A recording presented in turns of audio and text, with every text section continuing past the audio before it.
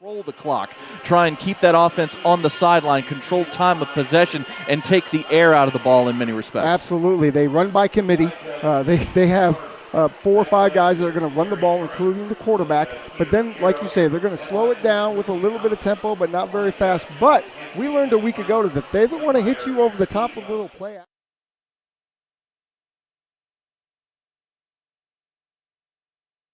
But not very fast. But we learned a week ago that they don't want to hit. Mustang Stadium, 2 top 10 teams in the state in 5A Division II, and a high, deep kick from Rhodes. It's going to go about 5 yards deep and bounce out of the end zone for the touchback. Offensively, for the Argyle Eagles, they are 2-0 this year in their first year in 5A under head coach Todd Rogers in his 20th season. 223-39 as head coach at Argyle. Jake Gregory is your offensive coordinator in his second year at the helm of the offense. Your starting quarterback, Jacob Robinson. Number 3, the 6', 190-pound senior. The 2 running backs you'll see tonight. Number 20, Landon Ferris, 5'7", 175-pound senior, and 6', 195-pound senior, number 11, R.J. Bunnell. Your wide receivers, number 5, Will Hodson at one wideout. Number 6, Lane Stewart at the other. At the slot, Jaquan Felton, number 19. And at the tight end position, number 87, Hunter McFall. First pass is high and out of bounds over the head of number 19, Jaquan Felton, as Argyle comes out throwing. Across the front, the Baylor commit, number 54, Wes Tucker at left tackle. At left guard, number 65, Noah Weeks. Number 55, Jason Crowder at center. Number 77, Thor Johansson at right guard, and at right tackle, number 64, Weston Cheney. 2nd and 10 now for the Eagles at their own 25-yard line. Receiver goes in motion, snap is back, handoff, nope, play action. Firing out to the far side, pass is caught and out of bounds right there is number 5, Will Hodson. Comes into tonight with 6 catches for 137 yards and 2 touchdowns, and here comes that tempo. 3rd and 4 at the 31, lining up quickly, snap back, little pop pass, end around, tackle broken and then chopped down. Great job right there by number 6, Major Heck, as he comes up from his position to make a tackle about 2 yards short of the line to gain, and that's going to force the Eagles to punt. That's a great way to start off the game. If you're the Grapevine defense, you get in there and make a big tackle on that 3rd and short. Can't say enough about the defense to come in and give up that long pass on 2nd down, but then come in on 3rd down and shut it down. Back to punt is Trey Baston, number 21. Little low line drive kick. It's going to hit on a high and then picked up by Parker at his own 23. Makes a man miss. Up to the 25, 30. Still making a man miss up the sideline to the 40 and finally taken out of bounds. Great job by Parker Polk right there. He steps out forced out of bounds at the 45-yard line. A 22-yard return. Well, that's the guy. That's the spark plug of this team offensively and on special teams. So here we go. We're going to see if they're going to get into his hands early and often as the offense comes onto the field. Now we'll give you the starting offense for the Grapevine Mustangs tonight as they come out. The studs, of course, up front. 71, Travis Mason. 52, Alex Holguin. 73, Cy Owen. Number 55, Hunter Caudle. And number 74, Max Livingston across the front. Give you the rest here in just a moment. 1st and 10 for the Mustangs at their own 45. The ball is kept by, it's handoff to Parker Polk on that little triple option. Nice job by that strong defensive front for Argyle. Only a yard gain. Yeah, that's really tough when you have a guy like number 99, Michael Madry, and he can split a double team and create havoc in the backfield that quickly. It's going to be really tough. Evan Baum, your starting quarterback, your starting tailback. Number 4, Parker Polk. Your 2 outside wide receivers, Sammy Kelly and Caden Cook. Number 18 and number 7 and number 17 and number 18, Hank Miller at the tight end. 2nd and 9 at the 46. 3 are going to go trips right this time. Rondell Carradine comes in motion, snap back, another handoff to Polk. Not much room, gets about 2 yards before he's knocked down. Our feature player tonight on offense is number 21, Rondell Carradine, the slot receiver who they will try to get his speed into the open field. 5 catches, 103 yards on the season and a touchdown. He's been the leading wide receiver so far for Grapevine. We talked about this defense for Argyle. They have 2 Division I commits up front. Michael Madry at 1 defensive end position. He's committed to play at the next level at Boise State. The other defensive end, number 44, Riley Van Poppel. Snap back on 3rd down. A pass caught by Caden Cook inside to Argyle territory, inside the 40, down to the 37-yard line. Great throw by Baum right there, right on target. A gain of 15 yards and a first down. That's a heck of a throw. That was what we call a dart. He darted that thing in through the windows, right into the chest of his receiver. Great route, great catch, great play. Again, Michael Madry, number 99, and number 44, Riley Van Poppel, the two defensive ends, both committed to play at the next level. 1st and 10. It's going to be a little pitch, and it's gotten knocked loose, and Parker Polk will cover it back at the 45. There's that defensive pressure that time is coming in to disrupt. The play was number 25, Bud Petter, the linebacker, who came in and hit Evan Baum as he was trying to pitch and got a piece of the ball. Luckily, Parker Polk was able to get back on it. Yeah, I think Evan thought he had that pitch, and he needed to pitch it just a little sooner. What a great play by number 25, Bud Petter there. Snap back, a little quick pass. The pass is intercepted, a one-handed interception by Argyle. Number 19, Jaquan Felton, the junior safety, makes a spectacular play as Evan Baum tried to go over the top to Caden Cook. Are you kidding me? I mean, that's about as good a ball as you're going to throw. He threw it a little bit late on it, and there's the safety comes in with a one-handed snag and a toe drag swag at the same time. And I'll tell you this, if he doesn't make that play, Felton, that's a touchdown because it was just a better play by the defense is all play. It was. You've got to give credit to Felton. It was a good route. It was a good throw. It was just a great read by Jaquan Felton. Golly, first turnover of the season by the Grapevine offense. 1st and 10 now for Argyle. Handoff up the middle and into the second level. Immediately is the running back, number 20, Landon Ferris. He's got 309 yards rushing on the season plus a touchdown, 6.9 yards a carry, gets 7 yards, 8 yards on first down here out to the 41. Very quickly, and now we're going to have a flag for offsides, free play, deep pass up the sideline. It's going to be a little too far for the intended receiver, Will Hodson, but it won't matter because Grapevine, again, we saw this last week. Coach talked about it in his pregame interview. Too many penalties. They've got to be disciplined on the hard counts. Absolutely. Last week we saw Devin Thomas, number 99, jump off a few times.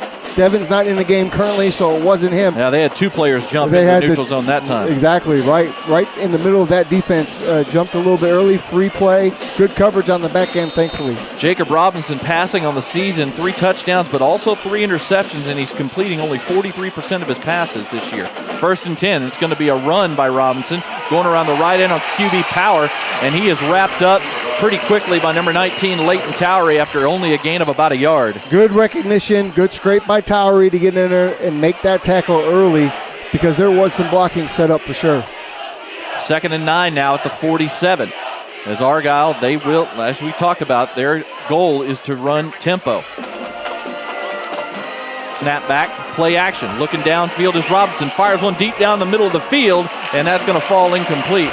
And the receiver on that play, number 29, Jameel Felton, was looking for a flag, but no flag came in. It looked like the two players did kind of get tangled up, but it may have just been incidental contact. Exactly, a little incidental contact there. The ball really wasn't catchable anyway. Long yardage play now, 3rd and 9, snap back. It's going to be a handoff, and it's going to be a drop back into the backfield. Coming in to make the play initially is number 35. We talked about him in the open. Tristan Sneed shot into the backfield. His teammates cleaned it up, but Tristan Sneed's the one who made that play. Yeah, he shot in there like a torpedo, and he deserves all the recognition that he's getting right now for plays just like that one. And so you turn the ball over, but no harm, no foul. You get the stop. Great job on quick change defense by the Mustangs as they force another 3-and-out punt. Well, not 3-and-out, but they force a punt nonetheless. Punt team is on, rolling to the right, kick is away. This one is a high spinner. It's going out of bounds, and it will land out of bounds probably around the 29-yard line. We'll see where they mark it. Nice little coffin corner punt, staying away from Parker Polk. Yeah, you see what they did there. They motioned over number 19, their DB that had the interception a few plays earlier, Jaquan Felton. They motioned him over to give themselves 3 players on one side and then kick it kind of in Parker's direction. You can tell they're a little scared of him. The rest of this defense, in the middle of that defensive line, is the senior Darian Doyle, number 94. Your 3 linebackers in the middle, Grant Mirabal, the captain, 6'1", 230 senior. Number 23, Hudson Immaterio, a 6'3", 200-pound junior. And number 8, Devin Owen, the junior, 6'1", 190. Snap back on first down, swing pass to Parker Polk. He makes the catch, makes a man miss. Up to the 30, out to about the 34, gain of about 5 on first down set up little naked, almost like a naked screen out there to the far side. Yeah, and you love to see that. Get the ball in the Parker's hands, let him make the first man miss, and get those 4 or 5 yards. A very easy extension of the run game. The secondary for this Argyle defense, we already talked about Jaquan Felton, who made that one-handed pick on the last possession. His twin brother, Jamel Felton, is the other far side safety. Patrolling the middle is the Sam Houston State commit, number 2, Dax Harani. Your 2 cornerbacks, number 4, Colton Rockmore, and number 7, Micah Roberts. 2nd and 5 now for the Mustangs at their own 25. Snap back, handoff to Polk, looking for room and nothing there. This defensive line is going to be a problem tonight, as that time it was number 94, the nose guard, Darian Doyle, getting in there and stopping Parker, dropping him for a loss of a yard. Yeah, this D-line, this D3, number 44, 94, and 99 are causing havoc up front. They'll have to figure that out a little bit. Again, Michael Madry is going to be playing at Boise State next year. Riley Van Poppel is committed to go to Nebraska, and they book in number 94, Darian Doyle. 3rd and 6 now. Baum takes a shotgun snap. Fires over the middle. Pass is caught by Carradine. He's tackled immediately. Great tackle by the Argyle defense. That was number 2, Dax Harani, but a fantastic throwing catch to Rondell Carradine to move the sticks. A gain of 12 and a first down. Yeah, and you just talked about him. Number 9, Michael Madre, who comes in. He shreds his block, and he puts his helmet in the chest of Evan Baum as he let that ball go, folks. I don't know if you're able to see that on the screen, but he took a big shot and knew it was coming. Officially a gain of 13 out to the 46, 1st and 10. Split back, shotgun set, snap back, handoff. Nope, it's kept by Baum, and he's going to get dropped for a big loss. That was actually, that was Parker Polk. My apologies. Again, it was the option play. I got confused. I thought he handed it to I thought he handed it off for a 6-yard loss. Yeah, he sure did. As soon as the pitch was made, just not a great job blocking on the edge there. This defensive front right now is already a problem for Grapevine. 2nd and 16 back at the 40. Now players shift over from the left to the right. The 2 tight ends. Snap back. It's going to be, again, an option. Baum keeps it. He's going to get a yard or 2. Made a man miss in the backfield. This Argyle 6-man front right now and cheating up guys in the box, they are ready for what they've seen so far off this option game, this triple option game from Grapevine. Yeah, this defense from Argyle has come to play. We think we're going to have to see Evan Baum kind of open things up a little bit because they're certainly ready for the run and geared up to stop it. Only a gain of a yard that time for Baum. It's going to be 3rd and long, 3rd and 15 for Grapevine at the 41-yard line. Not where they like to be, Jacob. Just under 4 minutes to go here in the first quarter. No score here at Mustang Panther Stadium. Carradine coming in motion. Snap back. It's going to be a handoff to Dela Cruz, and he's going to get some yardage out across the 45. That's where they'll mark him down. So a gain of 4, but the Mustangs are going to have to punt. This Grapevine, watching this Argyle defense, they are attacking. They're filling gaps. That defensive line with 2 D1 commits is causing problems. The linebackers are cheating up. You're seeing Dax Harani come up a little bit and play this run as well. Yeah, Mustang's going to have to make some adjustments up front. The offensive line is certainly struggling, but they'll get that worked out. Snap back, and the punt is a low one, and it rolls inside the 20, and it's covered. It may have hit an Argyle player, but I don't think the Mustangs noticed it. And very heads-up play by Jamel Felton. He wasn't sure, but he ran up there and covered it just in case. That punt that time was by Hackbarth, I believe, who came in to punt that ball away. Yeah, I like what they did there. I mean, the whole thing for Grapevine in that instance is try to change field position, which they have successfully been able to do. So neither offense able to get on track quite yet. 36-yard punt, but Argyle takes over at their 19. Shotgun snap back, handoff coming around the left side, and not much room there. It's going to be a gain of about 2 or 3 yards. Tristan Sneed on the tackle. First carry tonight for R.J. Bunnell. Bunnell, the leading rusher on this Argyle team.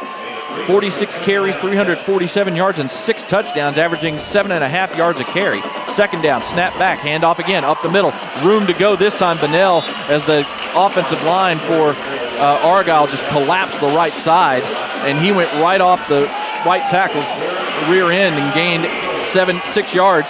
3rd and 1 at the 28. Snap back, another handoff to Bunnell. He's in the second level. Flag is down, breaking a tackle, and then finally Major Heck brings him down at the 35, but this may be coming back. Drew Nelson got caught up there. He was in the backfield pretty quickly, but had his eye on the quarterback, and then he kind of slipped when he went towards the running back after the handoff was made, but he was clearly looking for the option play. This is coming back as that flag was dropped right at the snap, so it may be an illegal formation here. We'll see what the call is. But the line judge on the far side dropped that flag immediately. You know, for all the talking we did about the offenses coming into this one, we're seeing a little bit of a defensive shootout right now. Both defenses have come to play early, and they are really giving problems to the opposing offense. It was an illegal formation call there against Argyle, so that backs it up 5 yards back to the 23 to set up a 3rd and 6. Oh, they got the stack down here. And now we got encroachment again with the hard count. We talked about this. Last week it was a problem for Grapevine, and we've already seen them get called twice for it, so give that 5 yards right back. Yeah, and that's a tough deal. You had them in a 3rd and long. They haven't been very successful on those types of plays tonight, situations, and now you give it right back into a 3rd and 1 situation. That time I believe it was Dalton Knapp that jumped into the neutral zone. Snap back, handoff up the middle. Not much yardage, but enough for a 1st down. A 3-yard gain that time for Bunnell as he's able to move the chains. Burnell is certainly that bruiser, it looks like, as he comes in. He does lead the team in touchdowns. Bunnell again on the handoff. Again, not much room. Going to be about a 2 or 3 yard gain before he gets brought down. As again, this Argyle defense tries to catch you on their heels and see if they can back you up. That was a host of Grapevine defenders led by Latham Way, number 11, the leading tackler. 2nd and 7 out at the 34. Snap back, play action this time. Robinson looking to throw. Now he gets pressured and he's going to get sacked. Wow, and Jacob, that sack was made by number 3, C.J. Holmes on the outside. He was covering the wide receiver, number 2. I don't have his name in front of me, but I'm telling you, he locked him up at the line of scrimmage. Quarterback looked that way, couldn't let the ball go, and then the sack came. Number 2, Dax Harani is the receiver he's talking about, Tim. Yes. But again, yeah, the secondary gets the credit. Dalton Knapp makes the sack Great back job. at the 30-yard line. But the credit for that sack on the loss of 4 goes to the secondary because the coverage was there. Snap back, another play action by Robinson. Pressured again, steps up, gets away, and he's now in the open field running out near the 40, and he's going to get up to about the 39 before he gets brought down. Nice strong run by Robinson as he made 2 men miss, one in the backfield, one in the open field before Nelson was able to bring him down, but it's short of the 1st down, and the punt team is coming back on. That's a great job by the Grapevine defense because Robinson does average about 7 yards a carry. He hasn't used his legs much tonight, but he did there, and they're able to corral him. Oh, it's getting exciting out here. These defenses are really coming to play today. 3rd punt for Argyle. These defenses, as you said, 30 seconds to go here in the 1st quarter. This has been a quick-moving 1st quarter. This punt again toward the sideline, but it's going to be caught by Polk, and then he muffs it. Ball's on the ground, but it's covered by Grapevine inside the 15. Nice job that time by Ezekiel Brown getting back there and getting on that ball. Parker, I think, was just going to make a fair catch, but he let that one slip through his arms, but thankfully no harm, no foul. But the Mustangs are now pinned back at their own 14. It's a very uncharacteristic mistake by Parker Polk that we don't see very often. Now it's time, Grapevine. You feel like maybe their offense has to get on track, maybe get a couple 1st downs, start getting some confidence. This will be probably the last play here of the 1st quarter. We're scoreless here between Grapevine and Argyle as both defenses are playing very well here early. 1st and 10, shotgun split back set. Baum will play action. No, this is Hackbarth in the game. He fires one out. It's caught by Miller. Out past the 20 to the 25, and then to and that's not where he'll go down, but it's going to be a gain of 11. We'll see if they give him, they're going to mark him at the 25. A gain of 11 and a 1st down. Great throw by Hackbarth right over the hand of an outstretched hand of a defender. I love it when Hackbarth comes in the game cold and just fires a dart on his first play to the big tight end, Hank Miller, who had a big game a week ago. So we're going to continue that. This 1st quarter has been brought to you by our friends at 121 Community Church, and this was a 1st quarter dominated by the defenses. We go to 121. We love our Mustang football, and we also love our students. We're so excited for an opportunity to come alongside parents and schools as we shape the next generation of leaders. And we love to welcome you and your whole family on a Sunday morning and your students to join us on a Wednesday night. Our students have fun while learning to love God through His Word and also love others through selfless service. All right, enough about what we can do for you. Let's get back to the Go Mustangs.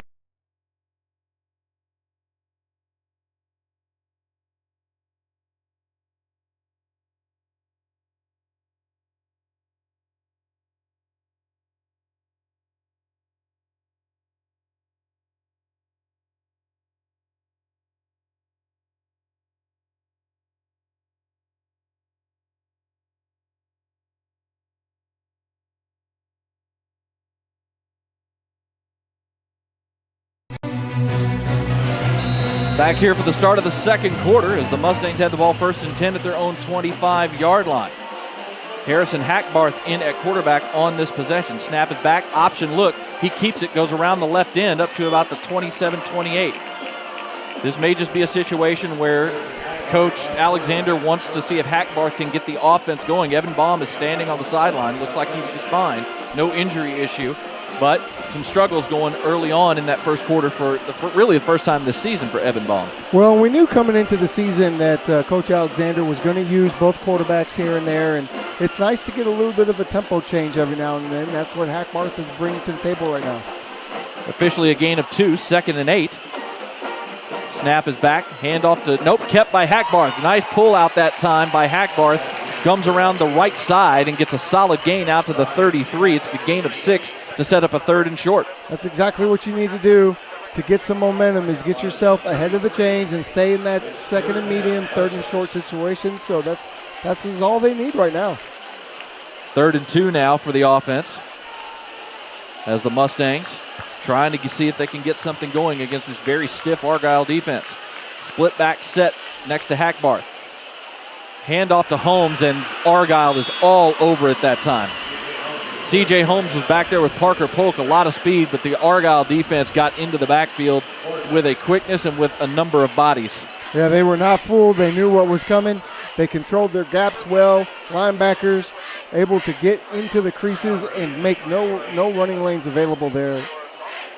That's unfortunate because they had something working, you felt like. Punt team is back on. Leighton Towery is in punting tonight. Snap is back, and he drops the snap and just has to fall on it. And a huge break here for the Argyle Eagles as Leighton Towery just dropped the snap. It wasn't off target. He just took his eyes off of it. Well, and curious because we haven't seen him in that position before. And so over the left side.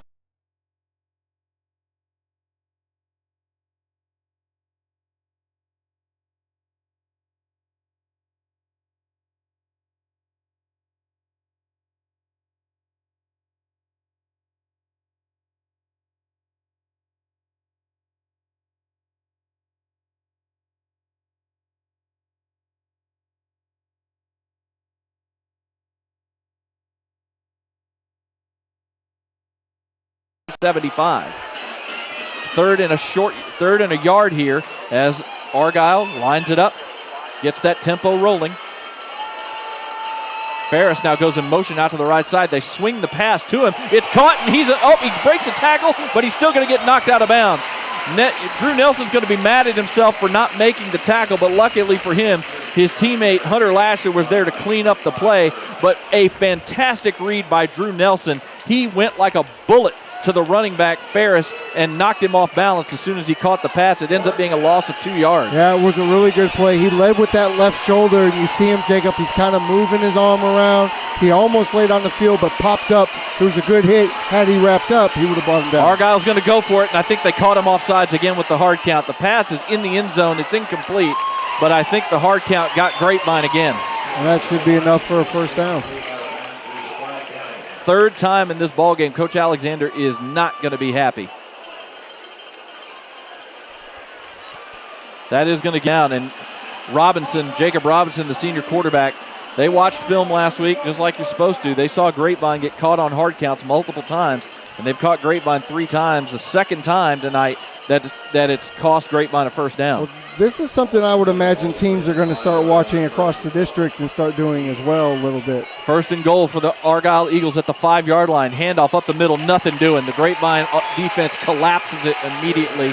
Multiple defenders in on the tackle, including number 19, Leighton Towery, as Grapevine and had Robinson hemmed up, just couldn't bring him down for a loss that time. Yeah, they had Robinson hemmed up, just couldn't bring him down for a loss that time. Yeah, they strung that out very, very nicely, and that's what you're going to have to do when the quarterback takes off on a boot like that. We saw Peyton Manning score against the Dallas Cowboys back a few years on a very similar play to that.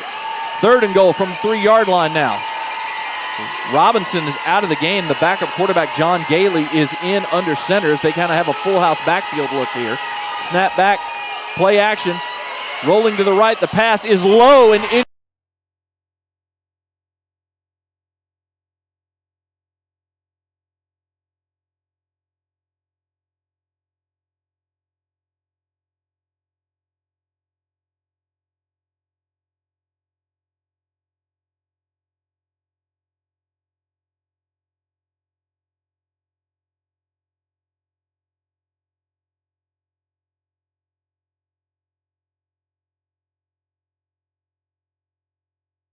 He's 1 for 2 on field goals this season. Snap is back. The kick is up, and the kick is good. So the Eagles strike first as they get a 20-yard field goal to get on the board. 7:53 to go in the first half. Argyle 3, Grapevine nothing. You're listening and watching Grapevine Mustangs football on Champion Sports Radio and Tradio.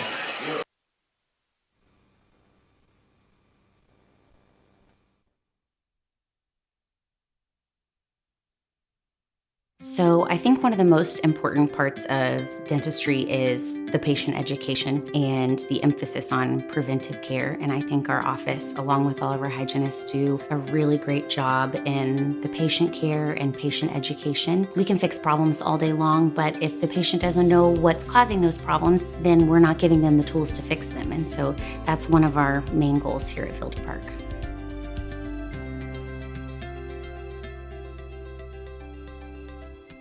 For 13 straight years, Forbes.com has named Prosperity as one of America's best banks. To Prosperity's customers and employees, thank you for helping us maintain this national distinction.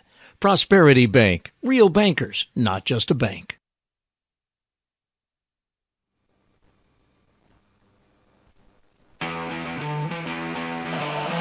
Back here for the kickoff as the Eagles take a 3-0 lead after the fumbled snap. The kickoff is caught by Pope, makes a man miss at the 15, and still dancing. Flag comes in. He gets wrapped up at about the 19-yard line. Nice coverage there from the Eagles. Yeah, and usually when we see the flag like that, that's going to be a hold, blocking the back, something along those lines, which is only going to move Grapevine back and make this even tougher. Mustangs are going to start deep in their own end. Great job by the Grapevine Mustang defense that time after the fumbled snap on the punt, setting up Argyle inside the Mustang 20. They held that Argyle offense to a field goal. And you're correct, Tim, it was a hold. It was on the far side of the field, so that's going to back it up to, we're going to see, they're going to mark this at the 10-yard line. Well, 9.5. I was going to say that's halfway, half the distance to the goal. No easy task. Who's going to run out here at quarterback? It looks like it's Hackbarth again. Yep, Hackbarth again. This Argyle defense has not allowed much so far from the Grapevine Mustang offense. 1st and 10, just inside the 10-yard line. They're going to go 3 wide this time with Parker Polk in the backfield. Cook coming in motion, snap back.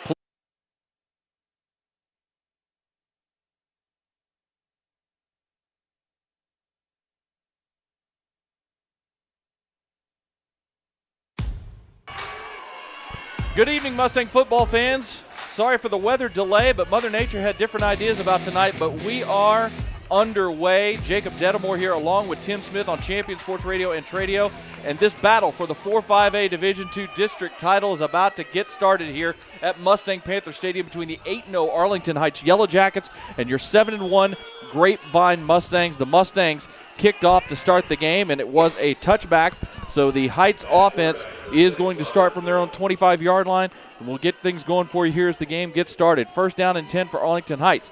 Handoff going to the far right side, getting around the corner, and the corner is reached up to the 45, up to midfield and into Grapevine territory. The leading rusher for this team, Brian Furch, number 22, who comes into this game tonight with 1,184 yards on the season and 19 touchdowns. Yeah, Jacob, the Arlington Heights has 2,449 yards on the ground on the year so far, so you expect them to have a heavy dose of run game tonight. Both of these teams are going to try and instill their will running the ball. It's going to be a lot of shotgun split back that you see right now for Arlington Heights. They, like Grapevine, like to run the ball a lot. 1st and 10. Handoff, this time going over around the left side. Tackle broken and now tackle made. Latham Way got stiff arm but stayed with it and brought down Furch after a gain of 2 at the Grapevine 46. It's 2nd and 8. Let's give you the Grapevine starting defense. We'll start up front. Dalton Knapp and Tristan Sneed are your two ends. Leighton Towery also linebacker. and Devin Thomas. Leighton Towery, athlete. Devin Thomas, defensive tackle. Tristan Sneed, outside linebacker. Latham Way, linebacker. Tyler Mears, linebacker. Some way again with the big stop as he comes over that time. He's on the same side of the formation, and it's a little bit of an easier play for him. Brian Furch is the bell cow for this running offense, number 22. You just saw him on the last few carries. Gains 4 yards there, sets up 3rd and 4 for the Yellowjackets at the Grapevine 42-yard line. Again, we're only a minute into this ball game. These two teams both coming into tonight undefeated in district play, each at 5-0. 3rd and 4 for the Yellowjackets.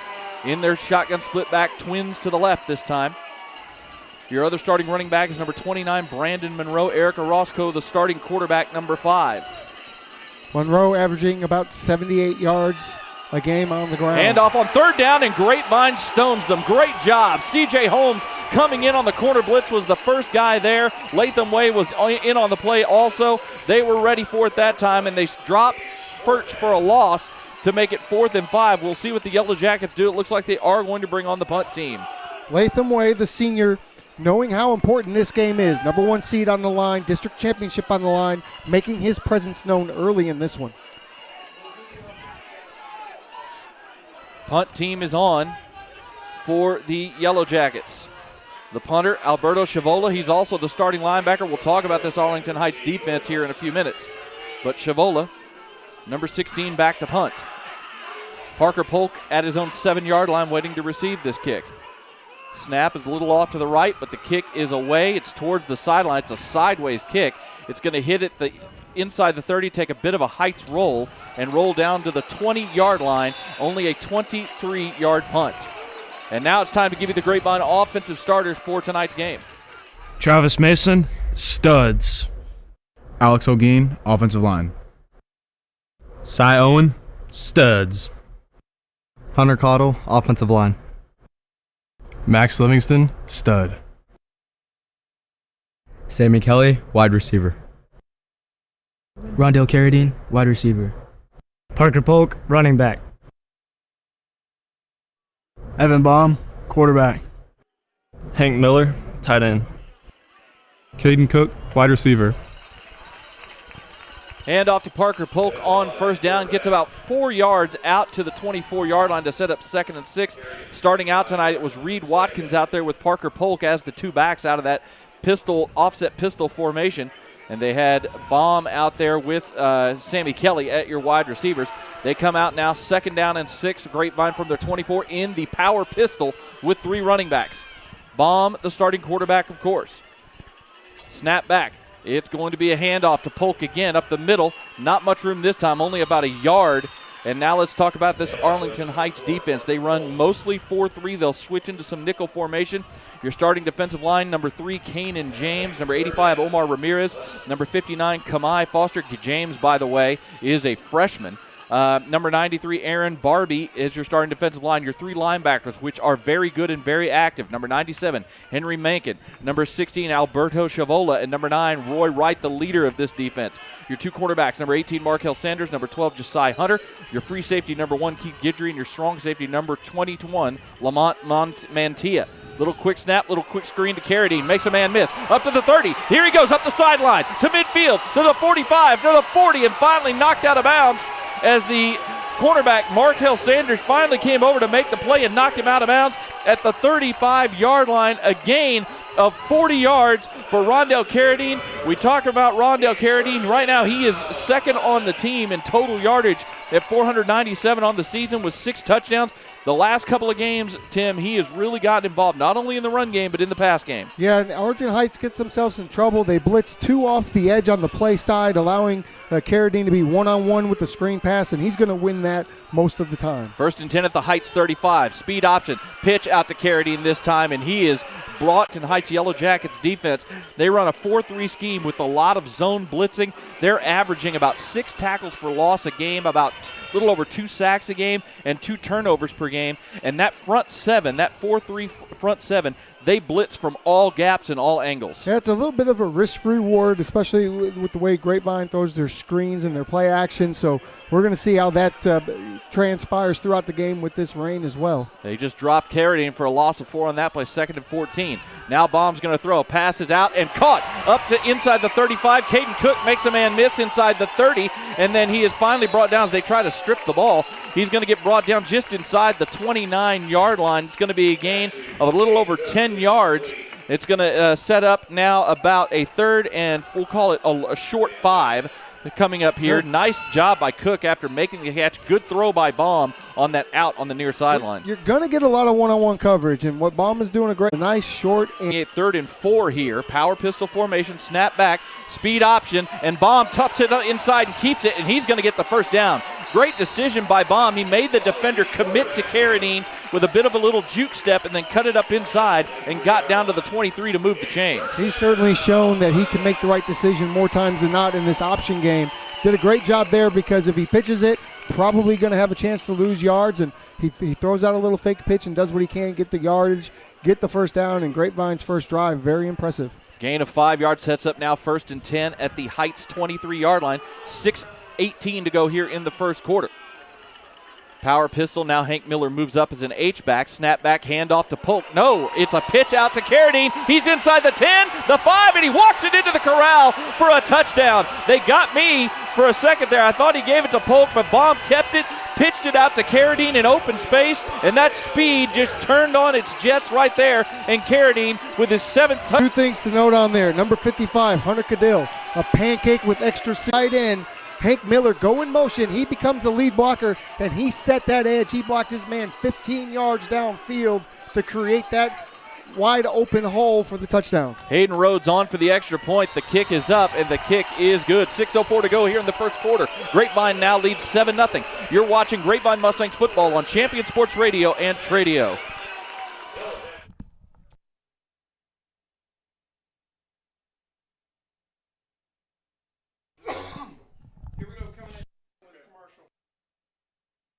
We love our Mustang football, and we also love our students. We're so excited for an opportunity to come alongside parents and schools as we shape the next generation of leaders. And we love to welcome you and your whole family on a Sunday morning and your students to join us on a Wednesday night.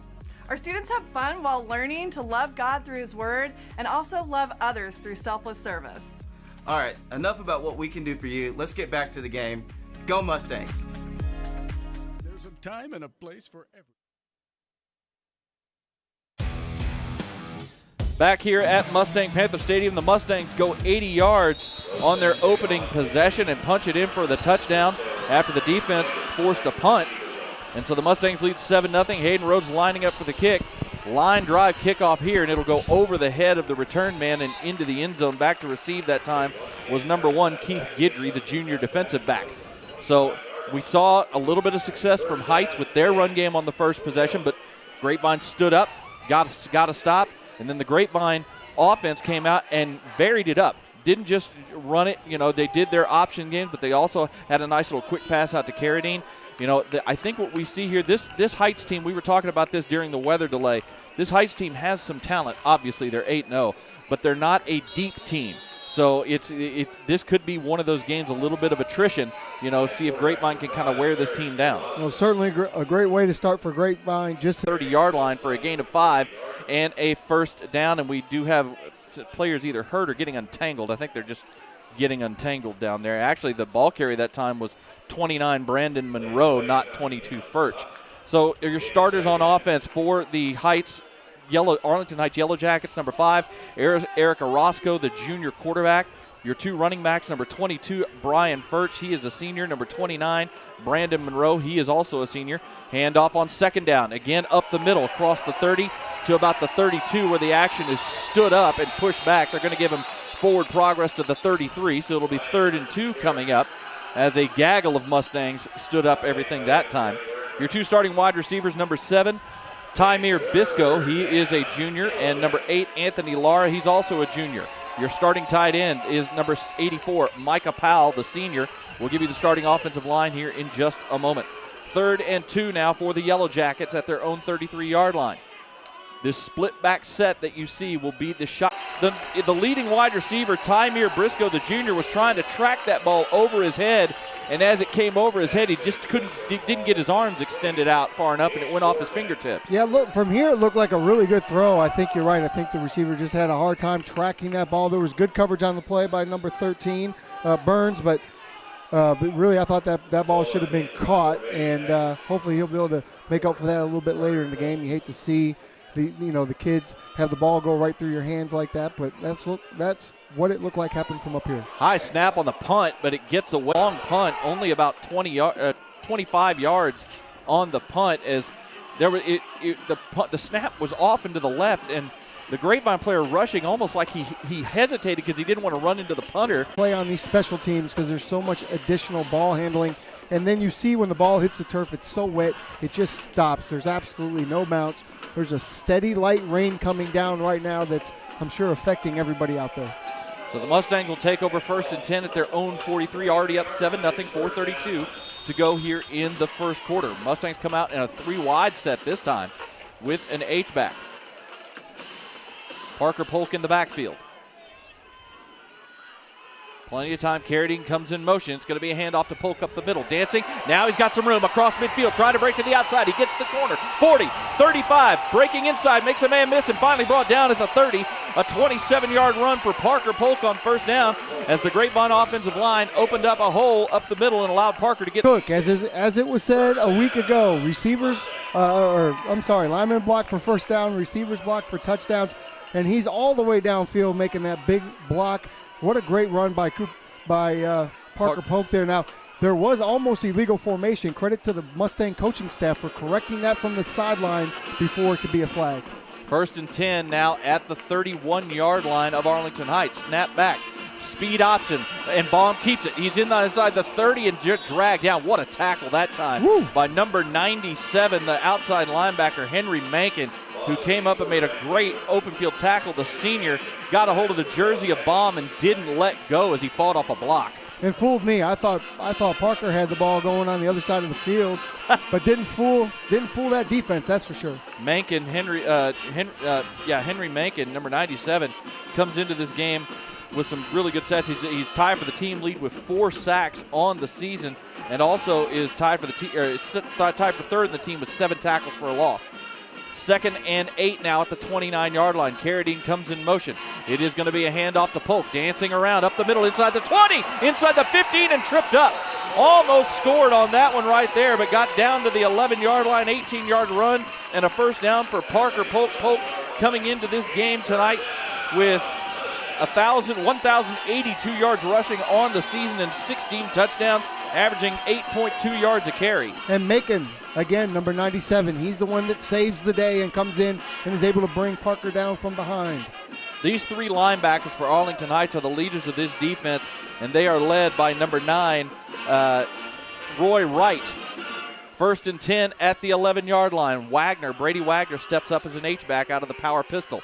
It's going to be a handoff again. Polk's got room inside the 5 and into the corral for the touchdown. An 11-yard touchdown run from Parker Polk, and the Mustangs had jumped out early to a 2-score lead. That is a fantastic job by the left side of the offensive line, particularly number 72, Braden Johnson, who comes off the left side, and he's able to get right up to that second level and seal off the outside linebacker, which causes that hole for Parker to run through. The Mustangs, after the weather delay of a little over an hour, have come out strong in this battle for the district championship. Just a fantastic job on both sides of the ball so far for Grapevine. High snap, but it's picked up, and the kick is up and good. 2:33 to go in the first quarter. Mustangs lead 14-0. This is Grapevine Mustangs football presented by Champion Sports Radio and Tradio. Each year across the United States, young lives are lost to sudden cardiac arrest, and our communities are left to pick up the pieces. That's what happened in April of 2009 when Zachary Schraw lost his life to an undiagnosed heart condition after collapsing suddenly during a Plano East Senior High School football practice. After his death, Zach's loved ones knew it was time to take action to protect young hearts across North Texas from this silent killer. Since its establishment in 2009, Living for Zachary has impacted thousands of families by providing heart screenings for ages 12 to 22, donating AEDs to youth-based organizations, and training community members in the use of CPR, all with the goal of saving lives. Sudden cardiac arrest doesn't wait, so we can't either. Schedule your child's heart screening today, apply for an AED for your organization, or make a donation that could change a life forever. Together, we can give our children's hearts a second chance. The kickoff is away from Hayden Rhodes, and once again it goes into the end zone for a touchback. as the Arlington Heights Yellowjackets will now take over at their own 25-yard line. The Mustangs on that possession go 57 yards for the touchdown after the short punt. This time Parker Polk is the one who takes it in the end zone. He also had the big run on that drive of 30 yards. This is a pivotal drive for Arlington Heights. You feel Dalton you just Knapp, get the sense outside that they don't linebacker. get something going here and they give the ball back. Layton Towery, athlete. Devin Thomas, defensive tackle. And again, you know, we expect Tristan Sneed, outside linebacker. the weather has kept everybody away. Latham Way, Great linebacker. band. I don't even believe he's going to be here tonight. Tyler Mears, There are also linebacker. remote fans in the stands. First down, handoff to Furch. Going around right side. He's got room up the sideline, up to the 40, up to midfield, and knocked out of bounds in Grapevine territory. They're going to mark him out at the 46-yard line of Grapevine. A 29-yard run from Brian Furch. He had a big run on that first drive as well before Grapevine slowed him down. But that time, again, same thing, just a sweep around the right side. He got that corner and got big yardage. And he's averaging almost 150 yards per game on the ground, so you expect he's going to get his yards. But Grapevine has to do a better job of corralling him. That's his second big run here tonight. 1st and 10 now for Heights at the Grapevine 46-yard line. Yeah, you talked about Furch and his rushing yards this season, 8.3 yards a carry, 148 yards a game on the ground, 19 touchdowns. This time Orozco keeps it, and he gets blasted in the backfield. Tyler Mears coming on the blitz, met Orozco in the backfield and dropped him for a loss of 3 on the play. Right now, let's give you the starting defensive backfield for Bretton the Webb, Grapevine. defensive back. Hunter Lasher, safety. Major Heck, free safety. Drew Nelson, safety. CJ Holmes, DB, running back. What a play by Tyler Mears on first down, 2nd and 13 now at the 49 of Grapevine. At first time tonight, Orozco's kept the ball, and he got blasted for it. Yeah, he won't want to keep it too many more times if he's going to take hits like that. Handoff to Monroe on 2nd down. He's barely going to get past the line of scrimmage. Latham Way met him in the hole. He's going to get forward progress of a yard. The ball came out, but well after the forward progress whistle had been blown as C.J. Holmes took off with the ball. But a great job by the Grapevine defense. Latham Way just reading it, meeting the running back in the hole and stoning Monroe right at the line of scrimmage. You know, the thing about this defense is they almost get insulted when you get a big play on them. And so the last time they had 2 shutdown plays after the big run, and here after that big run a few moments ago, 2 plays in a row, they've gotten them behind the line of scrimmage, and now you've got them in the 3rd and long, right where you want them to be. This Heights team is not very efficient passing the ball. You want them behind the chains. 3rd and 12, handoff behind the line. It's going to be a stop. You see it right there. They tried to catch Grapevine off guard by running the ball on 3rd down, but Grapevine was all over it, stopped him for no gain. That was Monroe again. Check me, that was Furch this time who carried the ball, and he was stoned right at the line of scrimmage. And three possessions for Arlington Heights, 3 punts forced by the Grapevine defense. And that was Drew Nelson that made that initial play. He didn't make the tackle, but he made the initial penetration. It's important to note, he's playing hurt tonight, folks. He's got a little bit of a stomach bug. He's trying to pull out his Michael Jordan flu game tonight because he knows how important this game is. Chavola on for his 3rd punt. Another high snap and picked up. He's able to get it away, but again, it's short. And coming up, and it hit the up back that time. Parker Polk made the fair catch signal, and you're going to get kick catch interference. Yes. Because they didn't get out of his way, when you see the fair catch, you have to get out of the way of the return man. And that time he didn't get out of the defensive player for Arlington Heights didn't get out of the way and prevented Parker from making the fair catch. So really, they're kind of a high IQ play right there by Polk. Made the fair catch, knew he could run into the guy, and there wouldn't be any negative aspect of it. Yeah, you absolutely have to give the return man an opportunity to catch the ball. The flag was a little late coming out, but Coach Alexander was not happy and let them know immediately that should be a foul. The flag came out. Now the officials conversing about this, not sure what they're discussing. The defender has a right to his position in one respect, but when the guy makes the fair catch, you have to move and let him make the catch. Correct. You have to give him an opportunity. The halo violation, as they call it. Let's see what the call here is. It is a kick-catch interference. They converse, but that is the right call. Right. As long as they get it right. Obviously, the defender running down to cover can't see where the punt is short, but if you see the return man running at you, you have to back up and let him catch it. Yeah. It's not so much as the cornerback scenario where you have to kind of turn your head to look for the ball. No, you just have to get out of his way and let him attempt to make the catch. So add 15 yards on to that punt, which was downed at the 28 initially.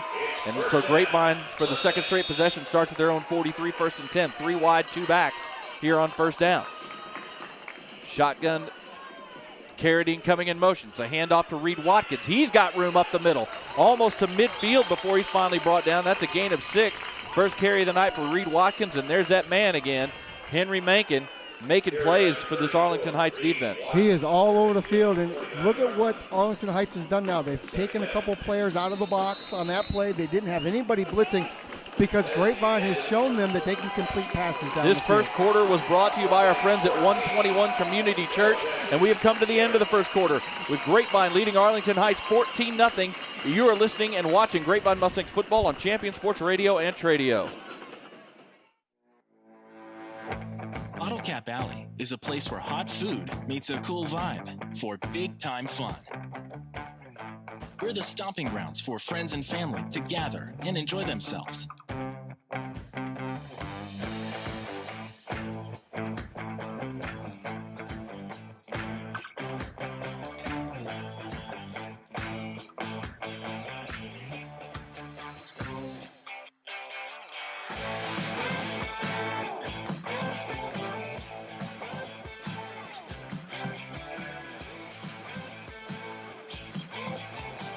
Here, everybody is somebody. We take great pride in our food and the people we serve. So whether you're here to watch the game or just popping in for a quick bite, we're always happy to see you. Back for the start of the second quarter. Mustangs have the ball at their own 49-yard line, 2nd and 4. First on the snap, handoff up the middle. Parker Polk gonna get the first down and move the chains as Parker, I mean, he's like a ballet dancer when he has a little bit of space in the middle of that line. He just dances, hot feet on his tiptoes, just kind of picking his way through, and that time he got 6 yards to the 45 of the Yellowjackets. A little Tony two-tap action, kind of light on his feet, probably really good on the dance floor is Parker Polk. 1st and 10 for the Mustangs now at the Arlington Heights 45. Mustangs lead 14-0. 2 backs in the shotgun on first down. Hand off to Reed Watkins, and he's got the corner inside the 35, the 30, and finally tripped up. Coming up to make the play on him that time was number 18, Markel Sanders, the cornerback. But, man, they blocked that right side and got the corner for Reed Watkins. That's a gain of 16 yards. One missed tackle on one of these Grapevine running backs, and that's what can happen that fast because these linemen are going to lock up their men. They're going to get down to the second level. They pick up linebackers, and that allows Reed Watkins to get that corner and get all the way downfield, almost hurdle the man. Great run. Watkins coming into the game second on the team in rushing, 372 yards and 6 touchdowns, averaging 10 yards a carry. 1st and 10 at the 29. Hank Miller steps up as the H-back out of the power pistol. Handoff up the middle. Polk looking for room. He's going to find a little bit, but not much, maybe about 3 yards down to the 26 before he was brought down that time. In on the tackle for the Yellowjackets was number 97, Henry Mankin. Mama, there go that man again. This offensive line, though, I'm going to tell you, Jacob, they are moving the line of scrimmage. All you see is the line of scrimmage being moved at the snap of the football, and that's going to give you an opportunity to get yards. And if you can get 3 to 4 yards per carry every time with a couple big pops, that's all you're looking for from this Grapevine offense. What's 4 times 3, Tim? 12. That's right. How many yards do you need for a first down? 10. Very good. I did pretty quick math. 2nd and 7 for the Mustangs at the Heights 26. Snap is back. Play action, Baum looking to throw. Now he's going to step up and try to get what he can, and he's going to get dropped right about the line of scrimmage as the pocket collapsed around Baum pretty quickly with that blitzing defense. Mankin once again in on the tackle, along with number 59, Kamai Foster, the defensive lineman. As you know, this attacking scheme by Heights, they will get their negative plays on you at times.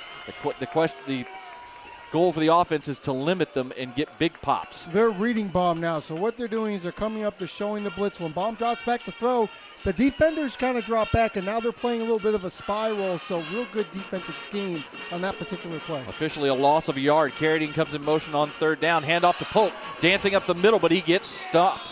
Great job that time staying home by the linebackers. Once again, Henry Mankin, he was joined that time by his teammate, number 11, Kellen Petrie. one of the reserve linebackers who checked in that time.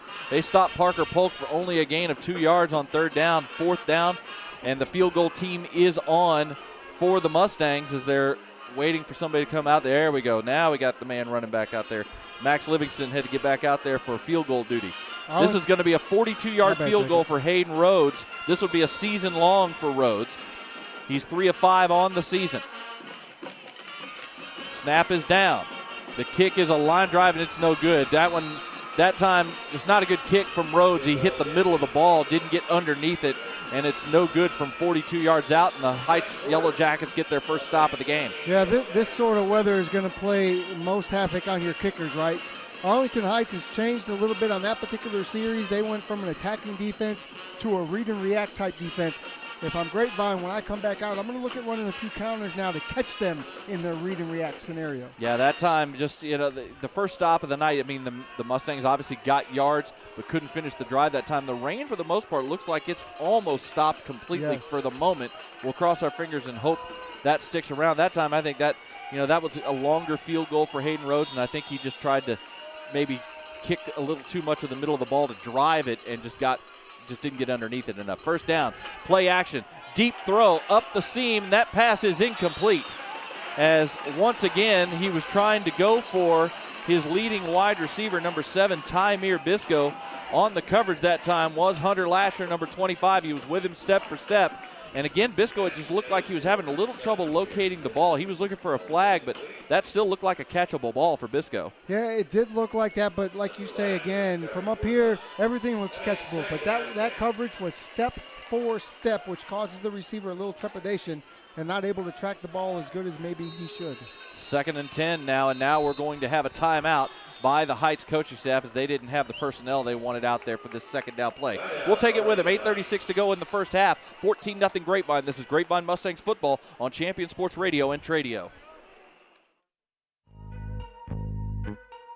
Hey guys, this is Jose with Infinity Solar. Today we're out here in McKinney, Texas. 48 panels, 18.24 kilowatts, which yearly they're gonna get a total production of 20,664 kilowatts. That's more production than they need, so the electrical company will be able to give them credit for some of that energy that they're gonna be saving. Today we have the SealFab panel. It's a US manufactured, comes with a 30-year warranty, some of the best warranties in the industry right now. A job this size usually takes companies 2 days to complete. We're gonna knock it out in 1 day. So that works great for our customers. That way they don't have to worry about taking 2 days off from work. They just have to take 1 day, maybe even half a day off their job. So we'll get this customer up and going, ready for the city inspection, and get them up and going with their system.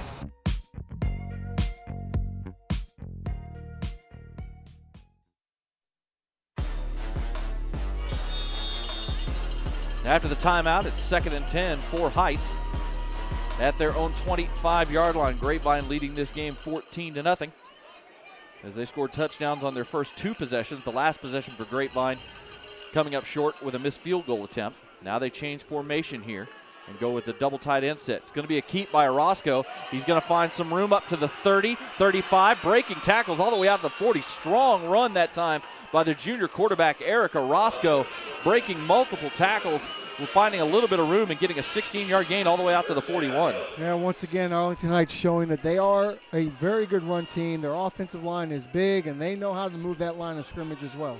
We'll give you the starting offensive line for this Yellowjackets team here in just a moment, as they have first down and 10 now at their own 41-yard line. Again, these two teams coming into tonight, both 5-0 in district. Little quick pass on first down. It's high, but it's caught, and up the field goes Bisco. Made a great grab that time, and in the process of going up for the ball, we do have a flag down, so some of this may be coming back. We may have a downfield hold on this, but they tried the bubble screen that time, and a great leaping grab by Bisco. And as he went to get it, it allowed him to make a tackle, get missed. And, yeah, I think we got a hold around midfield. They look like a block in the back or a hold by that initial receiver on the initial block. That is the call. So that basically erases the gain because it's a spot foul. And they're going to end up, I think, losing a yard in the process. So it'll end up being a 1-yard penalty. And it'll be 1st and 11 now at the 40. Now here they are in that same formation. But now that trip side is to the short side of the field, so I imagine we might see a little bit of a lead run coming this way towards the wide side of the field. They're looking to the sideline right now. This split back set out of the shotgun is what you will see most of the time.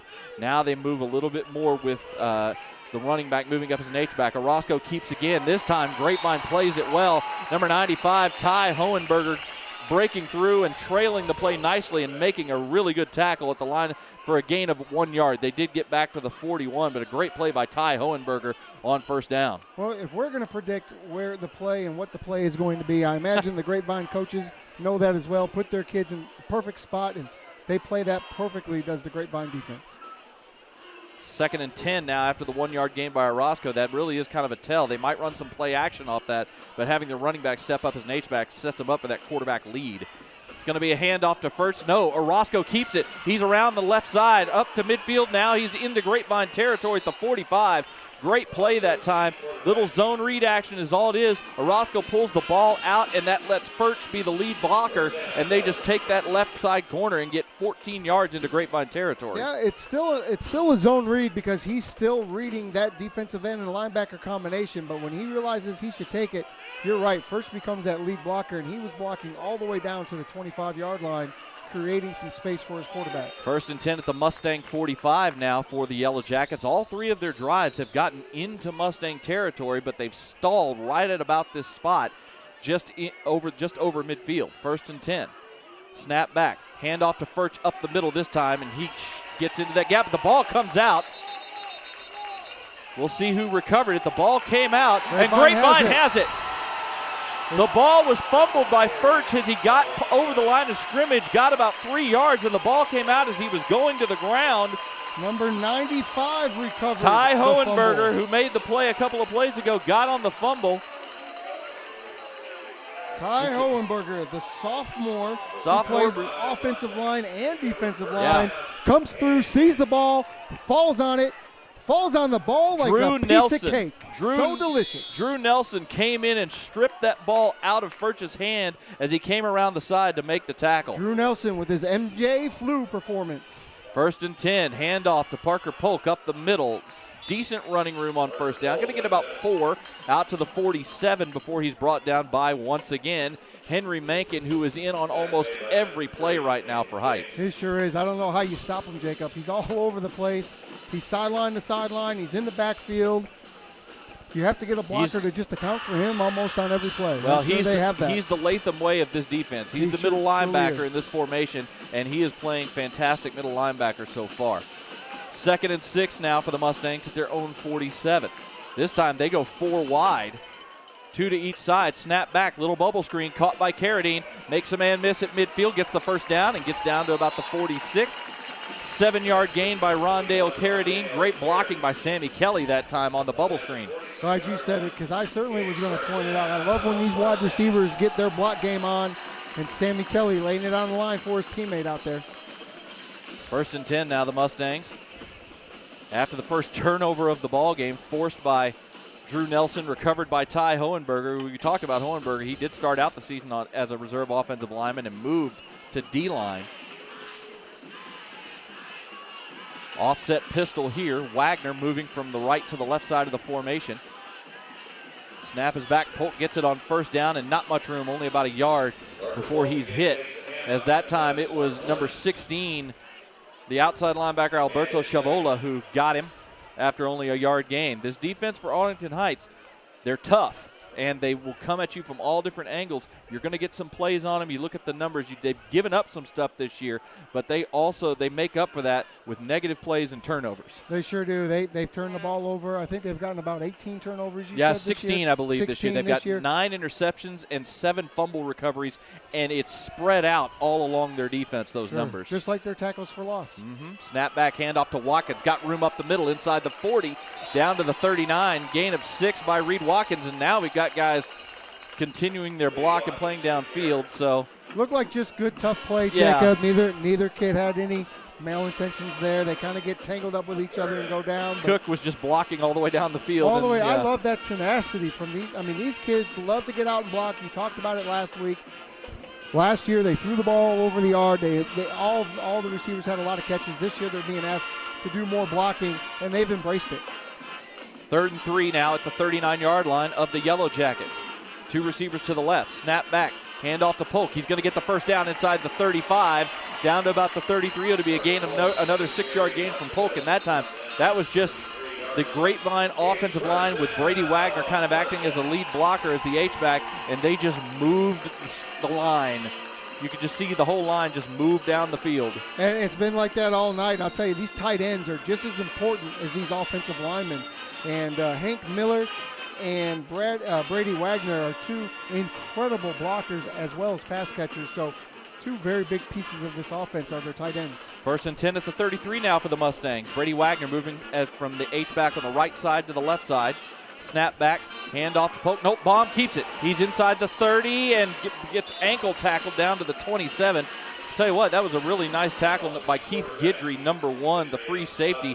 Baum would have probably gotten, I bet, another 5 yards out of that if not for the nice open field tackle. Yeah, heck of a tackle there in the open field. It fooled me again. I was watching Livingston, number 74 on the right side.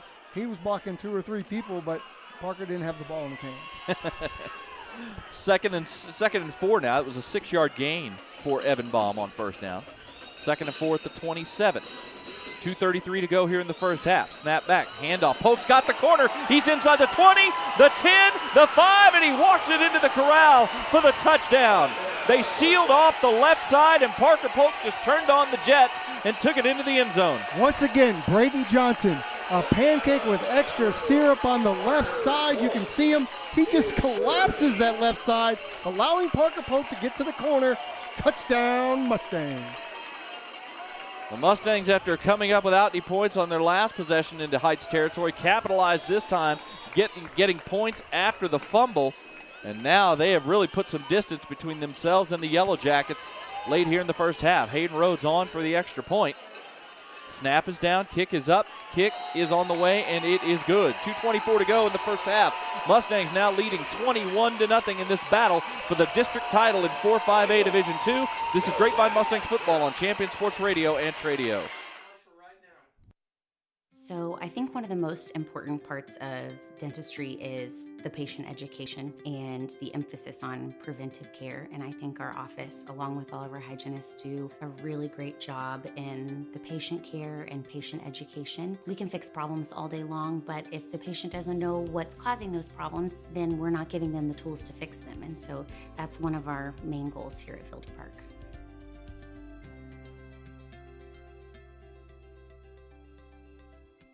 For 13 straight years, Forbes.com has named Prosperity as one of America's best banks. To Prosperity's customers and employees, thank you for helping us maintain this national distinction.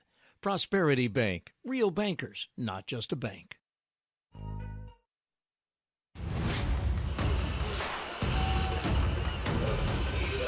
A 62-yard touchdown drive that time by the Grapevine Mustangs that was started thanks to the fumble, the strip by Drew Nelson that was recovered by Ty Hohenberger. The Mustangs take advantage.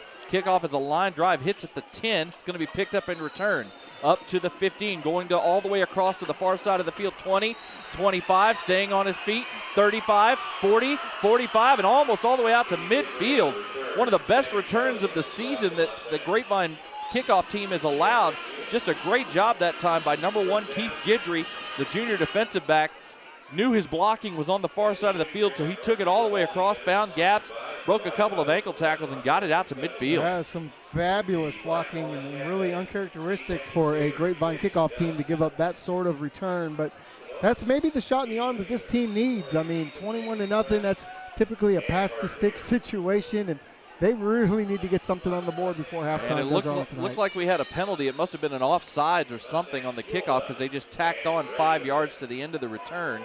So the Yellowjackets now will start this possession after the 42-yard return and the 5-yard penalty at the Grapevine 45. Going empty here on first down. Orozco dropping back to pass. Now he's scrambling. He throws it backwards and out of bounds. That's got it. I've never seen that before. That is intentional grounding at the least, but yeah, that pass went backwards, but I just don't think the referees had the angle to tell that it went backwards. We could see it from up here, but it is intentional grounding because he was in the pocket without question and just threw it to the sideline behind the line of scrimmage. So it'll be a 10-yard penalty. Let's see, actually it's a spot foul. Well, it's incomplete. It's incomplete, so you lose that yardage, and you're right, there was no receiver, and the ball never got to the line of scrimmage, so it's a clear case. And I think they may have actually noticed that pass went backwards, and so they marked it at the 40 where it went out of bounds because it was a lateral. So that's a loss of 15 on first down, and Orozco just panicked. I mean, the pocket got to him quick, going empty on first down, and he just unleashed it out of bounds. Second down, handoff up the middle. Furch finds some room, but gets ankle tackled after about a 5-yard gain out to the 45-yard line. That time Latham Way, the middle linebacker, coming through and making the grab on Furch. I tell you what, that might have prevented a pretty sizable gain by Furch on that play. I agree, without question. Latham Way makes a touchdown-saving tackle perhaps because the edge was sealed, and he had a long way to go out there if that tackle's not made. Second, it's going to be 3rd and 20 now after the run by Furch. Arlington Heights does not have a lot of plays in their playbook to cover a 3rd and 20. Now, this kind of an offense, this is not what they're set up for. Snap back to Orozco. It's just going to be a draw to Furch. He's going to get a couple of yards before he gets brought down. I mean, that's basically just a give-up play in many respects. And Grapevine is going to call timeout here with 1:13 to go. It's their first time out of the half as they're going to save a little time for their offense. So 1:13 to go. It's 21-0 Grapevine. You're listening to Grapevine Mustangs football on Champion Sports Radio and Tradio. Hey, Mustang fans, have you been meaning to get to the dentist and it just keeps getting pushed back to the list for tomorrow? Well, today, let me introduce you to Dr. Chip Mercer in Fielder Park Dental, where they're creating and restoring beautiful smiles. They're a full-service dental office that provides everything from your basic dental cleanings to more advanced care like implants and Invisalign orthodontics. Online at fielderparkdental.com or call 817-275-4817 for an appointment. Conveniently located in North Arlington, Dr. Mercer's a proud Mustang dad. Fielderparkdental.com or call 817-275-4817. Do you feel your home is too humid and slightly musty?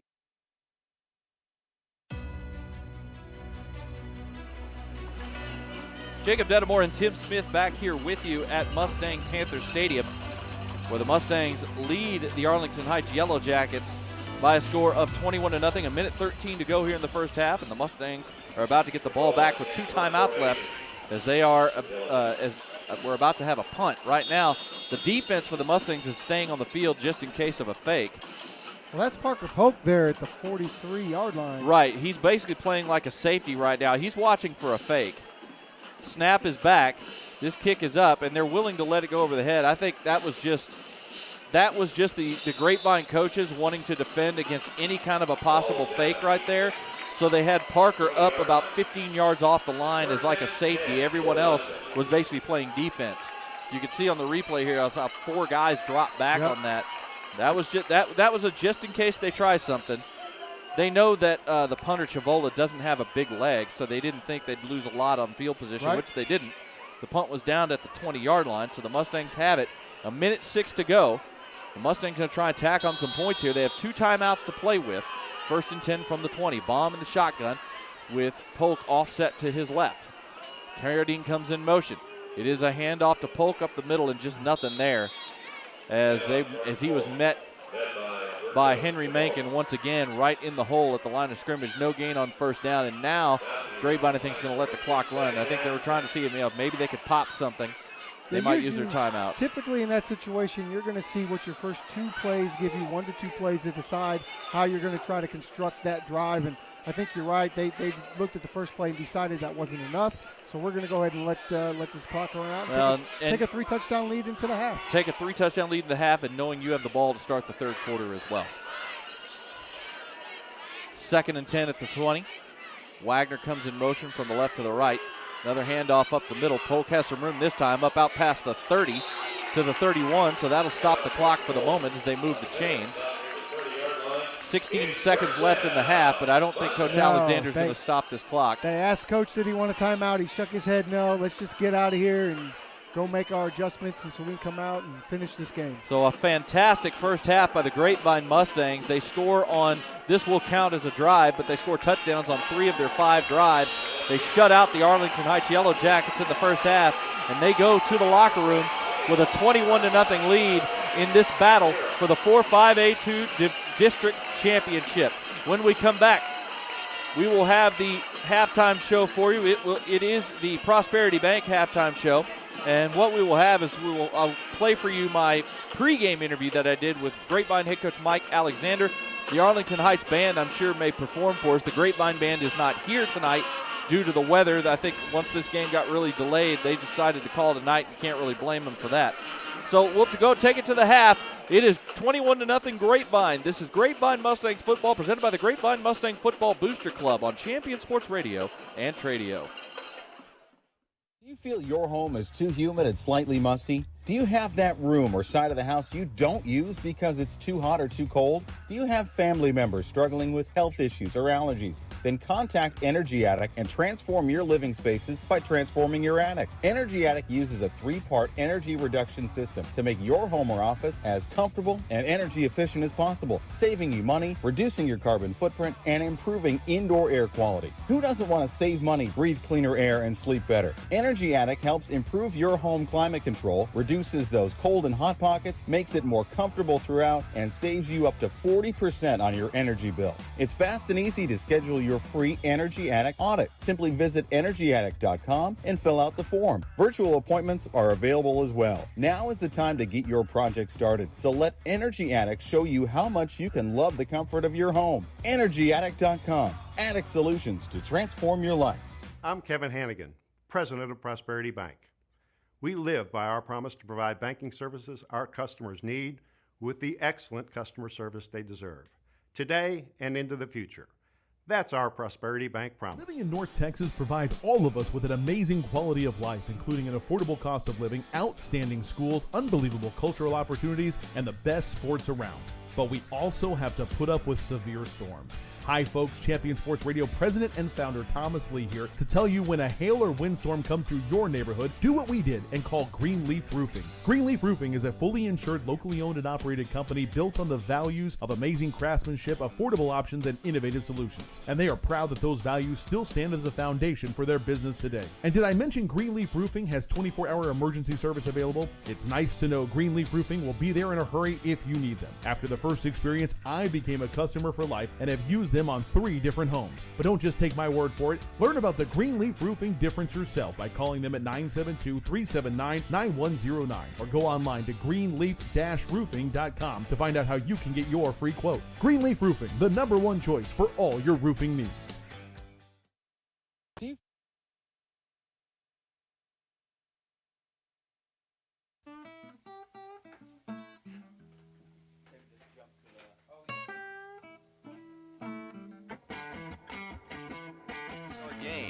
Snap back, speed option. Pitch is on the ground, but it's picked up by Carradine, and he just keeps going forward inside the 10, 5, and he walks it into the corral. Ridiculous runs from Rondell Carradine. Snap back, play action, going to his right. Pass is thrown out the flat and caught, but nowhere to go. It's going to be by Caden Cook. Snap back on second down, handoff, Polka in the middle, and he's got room inside the 30, the 20. First and goal with the 5. Watkins and Polk in the backfield. Polk up the middle, and he's into the end zone for the touchdown. Why not? He deserved it. He should have had it. 10. High snap, but it's corralled by Parent.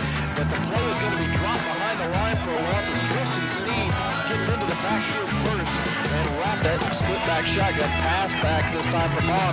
He's going to take a shot up the sideline. That pass is caught. What a catch. Down at 6 at the 10-yard line. Snap is back. It's a handoff. No, it's kept by Bob. Inside the 10, inside the 5, and he's brought down, but he's going to have a first down. Snap back. Little option pitch. Carradine has it inside the 30, and he is good. Oh, he's going to just get brought down. I thought he was going to bust that one all the way to the end zone, but a Wyatt defender got a piece of jersey. 10, Carradine coming in motion this time on first down. Hand off to Polk on the left side, inside the 5, and into the corral for the touchdown. Third score of the night for Matkins. Going around the right to the left side. He is going to get nowhere. He's actually going to get dropped for a loss as Tyler Mears along with another behind ball. kickoff. Speed option, pitch to Carradine, makes the pitch, gets the corner inside the 30, and he is going to walk this into the corral for a touchdown. Beautifully executed speed option that time. Carradine took it, had a gap, and just turned on the jets.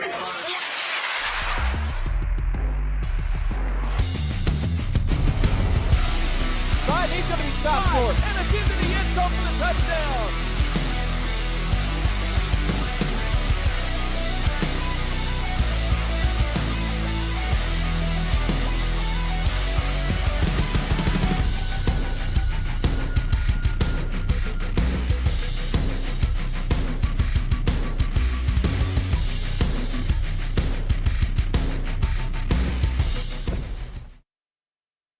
This is Jacob Dedamore back here on the ER of Texas pregame show. Grapevine head coach Mike Alexander is joining me right now. And Coach, your guys really came out with a purpose against Wyatt on Thursday night last week, jumped on them early, and then really just did a good job holding the Wyatt Chaparrals off throughout the rest of the game. What were your thoughts after looking things over last week?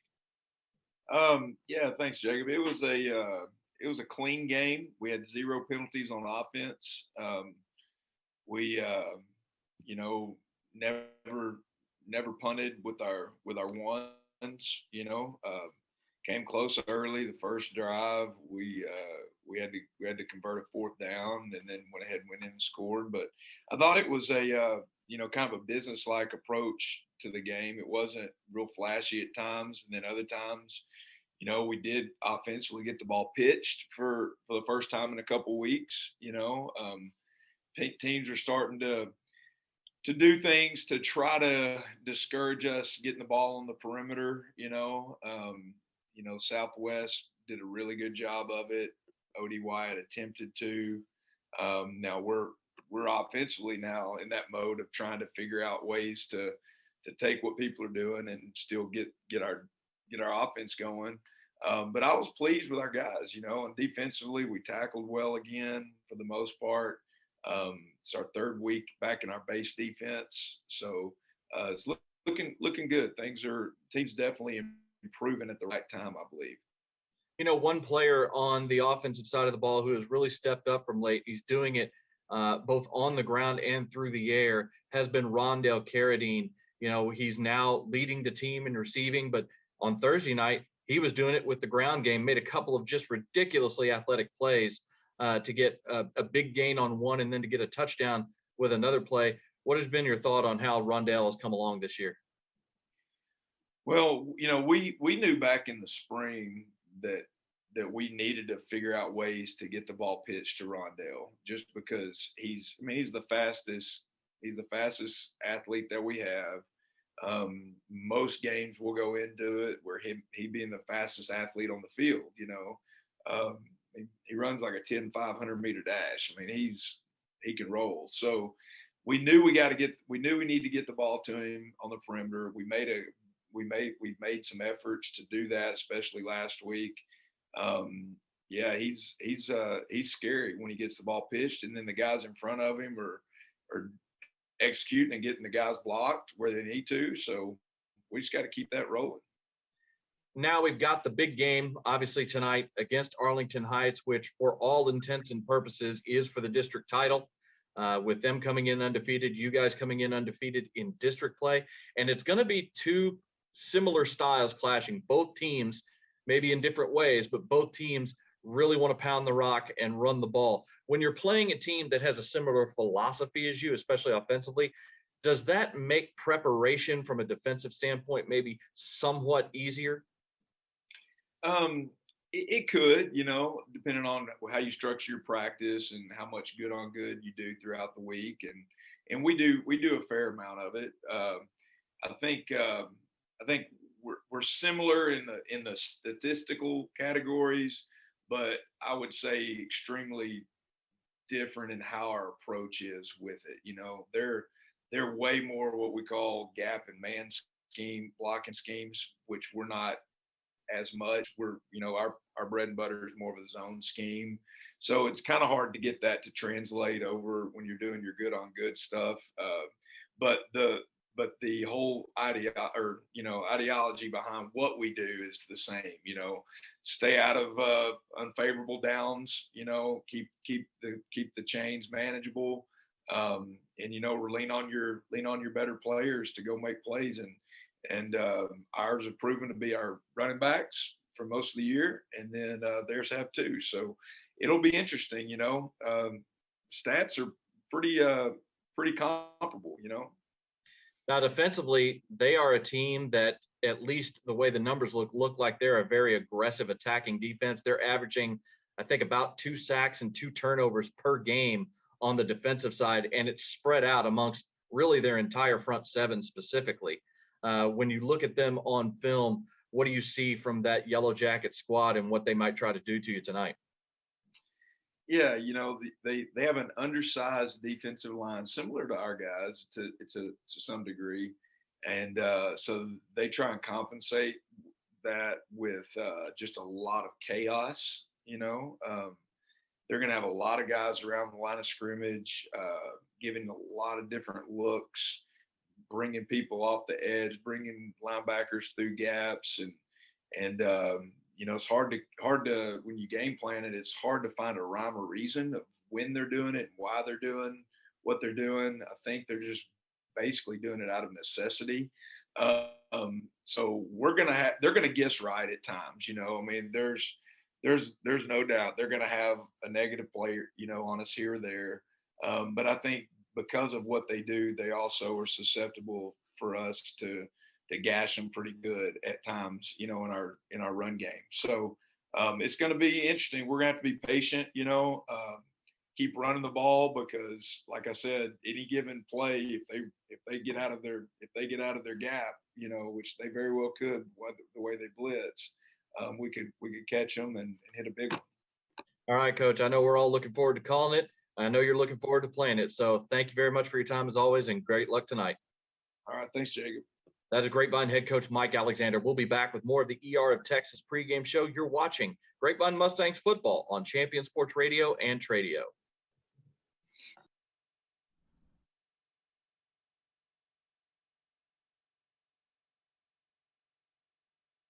Last thing you want to do is wait. So come see us. We have short and almost never have wait times at all. We have great staff, friendly physicians and nurses and techs, and they will take care of you and be thorough and give you the attention that you deserve and get you back on your feet.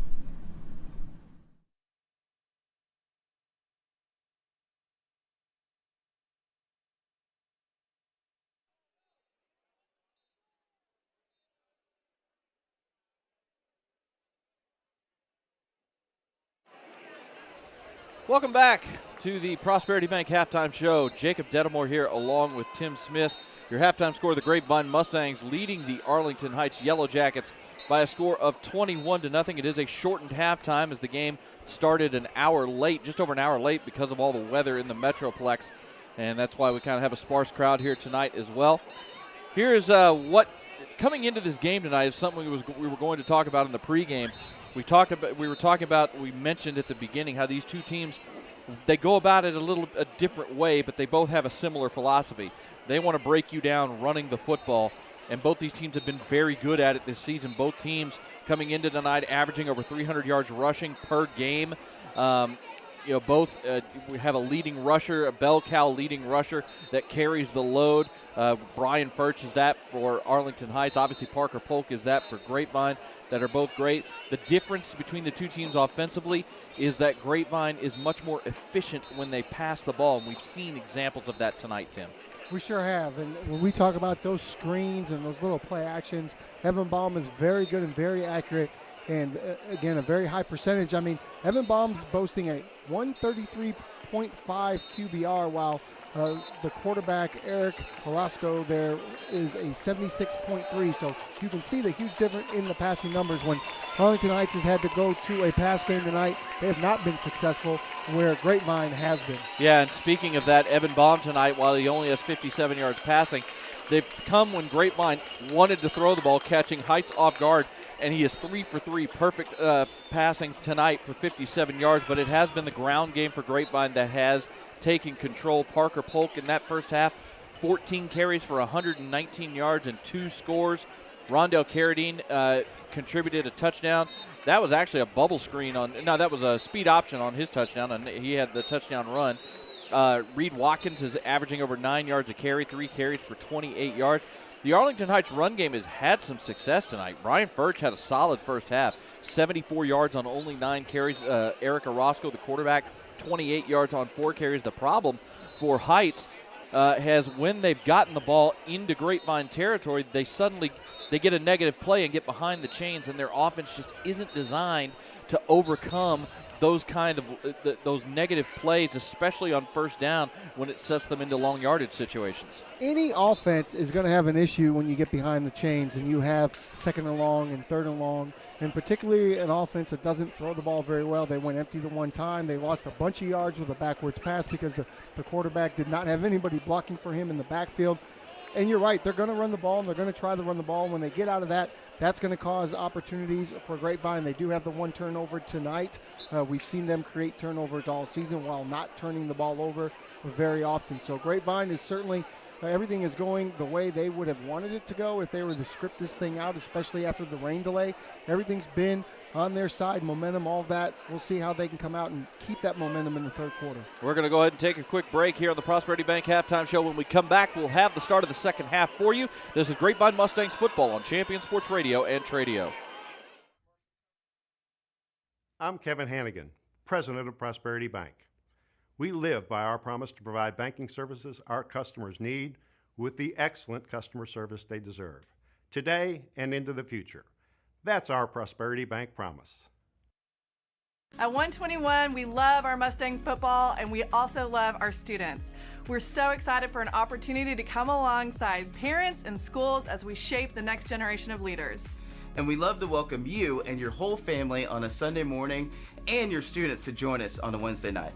Our students have fun while learning to love God through His Word and also love others through selfless service. All right, enough about what we can do for you. Let's get back to the game. Go Mustangs!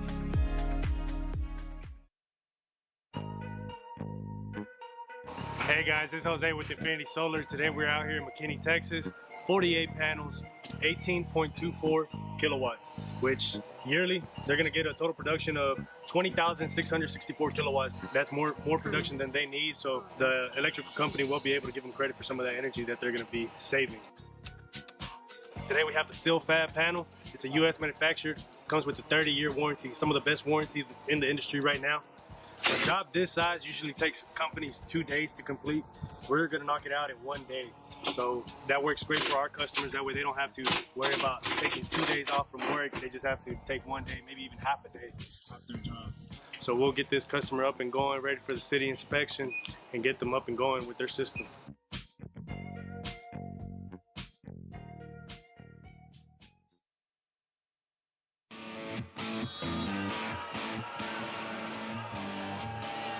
Alberto Chivola lining up to kick it off. A high hang time on the kick, and it's going to be a reverse to Carradine on the kickoff. C.J. Holmes up to the 25, the 30, still on his feet, and finally get brought down at the 32-yard line. That time, Polk and C.J. Holmes, they faked that reverse a few times this year, and I think that last time we actually saw him run it was in the season opener against Wakeland High School out of Frisco, and that time, it's a pretty solid kickoff, ends up going for about 25 yards out to the 32. Yeah, they have 2 dynamic players back there to return that kick. Either one of them can get great yards and break it for a big one. So I like that play. I like the reverse. I like that they got some positive yards off of it. 1st and 10 for the Mustangs at their own 32. First possession of the second half. Mustangs lead 21-0. It is the diamond formation, the diamond pistol formation. Snap back. It's going to be a handoff up the middle to Victor Delacruz. First time we've seen him get a little action in a few weeks as Delacruz is in there on first down, gets a couple of yards. Going to give him a total of 3. Now to check that 2 out to the 34. The senior running back. Good play, good stuff up by that defense from Arlington Heights. They came out, they played good gap control that time. There was a little counter, but everyone sat in their gap, and they made the good play there. Victor Delacruz came into tonight with 154 yards on 30 carries this season, averaging just over 5 yards a carry. 2nd and 8 now at the 34. This time they go with just a single back out of the pistol, 2 wide receivers to the right, 2 tight ends, both lined up on the right side of the formation. Snap back, handoff up the middle. Parker Polk takes it, gets across the 40. They're going to call him down at the 40. Gain of 6 yards, sets up a 3rd and short, 3rd and 2 that time. They went away from the power of the formation that time and found some room on the backside. Yeah, the linebacker number 16, Alberto Chavala, is that right? He blitzed off that left side, which creates the bubble off the defensive left, creates a bubble on your right side, which is where Grapevine took advantage. Good read by Evan Baum. Good play by Grapevine. They had the perfect play call for that defense. 3rd and 2 now for the Mustangs at their own 40. 2 backs behind Evan Baum in an offset pistol formation. Shifting from the left to the right is Polk. Up the middle, he's going to move the chains out across the 45 to the 47. That time just following the big body of number 72, Braden Johnson, who pulled into the hole and led the way for a gain of 7 yards and a first down. Braden Johnson has been a catalyst. He plays that left guard position, but he has had a few pancakes, 2 pancakes on each touchdown run tonight so far. And now he's out leading the run on a big play once again, and he's getting the job done. You know, Braden Johnson stepped into the starting lineup a couple of weeks ago for the injured Alex Holgan, and he's played so well the last couple of the weeks that the coaching staff has left him out there. If it's not broke, don't fix it. 1st and 10 for the Mustangs at their own 47. Just under 10 minutes to go here in the 3rd quarter. Hank Miller moves from the right to the left as the H-back. Parker Polk. Nope, Evan Baum gets it, and the ball's on the turf, and it's a fumble, and it's recovered by Arlington Heights. Baum pulled the ball out of Parker Polk's gut on the speed option, and he got popped that time by number 10, the junior linebacker, Kellen Petrie, and knocked the ball out of Evan Baum's hands, and it's the first turnover of the night for the Mustangs. One thing about this attacking defense, it can be tough on a quarterback when they're making their reads on these options of keep the ball, hand off the ball, who's coming, who's not. And that time he gets confused, he makes a bad read, and he pays the price for it. Yeah, and he didn't have that ball tucked away because he's running an option play, so he has to have it a little loose. And when he got popped by Petrie, that ball just came right out. 1st and 10 for Heights at the Grapevine 48. Handoff to Brian Furch up the middle, dancing around, finds some room on the left side, and gets about 3 yards into the 45-yard line. So nice, strong run by Furch, just kind of dancing his way through for a 3-yard gain. Yeah, perfect script right now for Arlington Heights. You come out and you get the big stop as you come out of halftime. I always say as a coach, the first third quarter drive is the most important drive of the game, and this proves to be huge for Arlington Heights right now. First turnover of the game. They averaged 2 turnovers a game coming into tonight with this attacking defense, and they get their first one. 2nd and 7 at the Grapevine 45-yard line. This time they come out. Only 1 back, 3 wide. It's going to be a keep by Orozco. He gets around the left side. Flag is down. I saw the hold myself, even from way up here in the press box with no binoculars. It was right at the point of attack off left tackle. I believe that time it was number 97, Vili Motamanu, who was getting held, trying to get out to Orozco. So that's going to bring this run back and take it 10 yards back into Arlington Heights territory. Yeah, he got his arms there around the number 94 did. He put him into a little bear hug and then didn't let him go when he tried to disengage. You're going to get called for that every time. That was actually number 41, Dalton Knapp, who was trying to get away and get out to Orozco. And just like you said, the offensive lineman, I believe that was the left tackle. Actually, it was 84, the tight end. It was Micah Powell. Okay, Micah Powell, the tight end, Micah Powell, just didn't let him go when he tried to release. 10-yard penalty back to the Arlington Heights 45, 2nd and 17. This time a little reverse this time, and it is stopped cold by C.J. Holmes, the backside corner who stayed at home and dropped the wide receiver, Tymir Bisco, for a loss of 4 yards. That's just, once again, great coaching on the Grapevine, the side of the Grapevine Mustangs. They've always got their kids prepared. You keep your corner to stay home. You teach them to stay home on those plays that go away from you. He does a great job and is able to sit there and make that tackle on the reverse. Just a great job by C.J. Holmes that time. Stayed with his assignment, didn't follow the play, stayed on his backside. High football IQ. Yep. Loss of 4, 3rd and forever now. Orozco's going to keep it on a quarterback draw. He's going to get a few yards out to about the 45-yard line, but well short of the first down. And that's going to force a Grapevine punt. The sudden change defense of the Mustangs comes through. Exactly what we talked about at the break, right? You keep Arlington Heights, if you continue to get behind the change, which they did with that big holding call, their offense is not built for that. And Grapevine's defense is taking advantage every single time. That was the 4th penalty of the ball game on Heights. Not a lot, but Grapevine had 0 in the first half, and that one right there was a massive penalty and essentially killed the drive.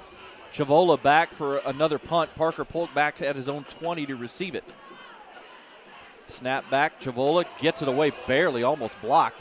Parker Polk's going to catch it, make the fair catch call at the 24-yard line, which is where the Mustangs will take over.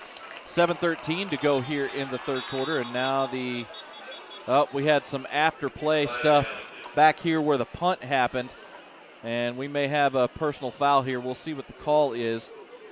We'll take a break and give you the call when we come back. You're listening to and watching Grapevine Mustangs football on Champion Sports Radio and Tradio. Lean in to the values that got you here. They don't change, no matter the storm, no matter the trouble.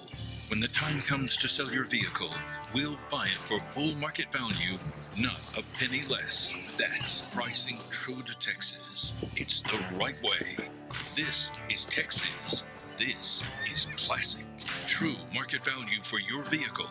Classic Chevrolet. Relax and enjoy the difference.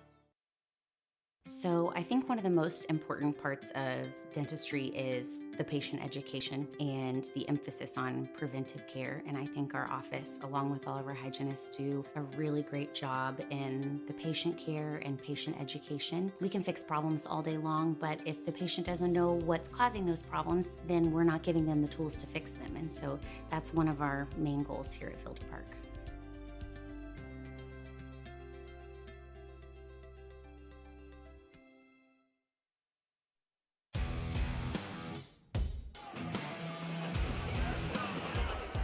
Jacob Dedamore and Tim Smith back here with you at Mustang Panther Stadium in Grapevine. The penalty after the punt was a personal foul. We believe it was on Tyler Mears, number 33, back where the punt happened. So half the distance to the goal after the fair catch puts the ball at the Grapevine 12, 1st and 10, where the Mustangs take over. They go two receivers to the left on first down. Snap back to Baum. It's going to be a handoff up the middle to Polk. Got room. Out past the 15, near the 20. See where they mark him down. They're going to mark him down at the 18-yard line, so it'll be a gain of 6 on first down for Polk.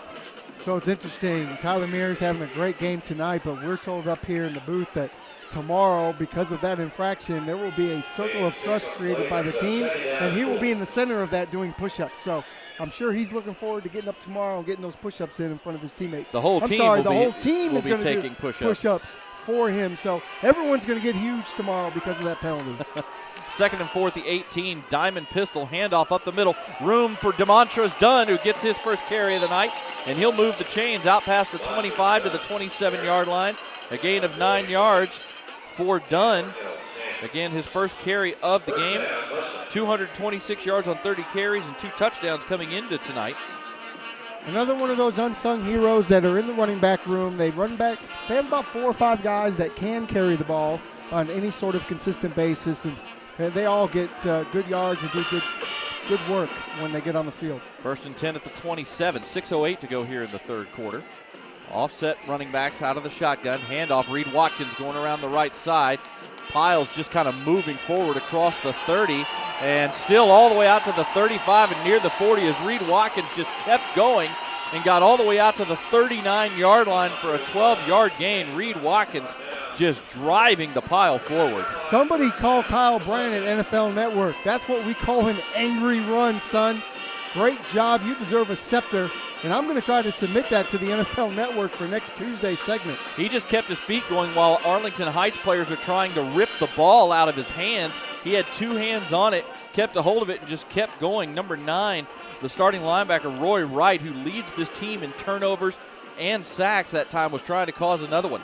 1st and 10 at the 39-yard line for the Mustangs, and now a timeout is called by Grapevine coaches as they saw something they didn't like out there on first down. We'll take it with them.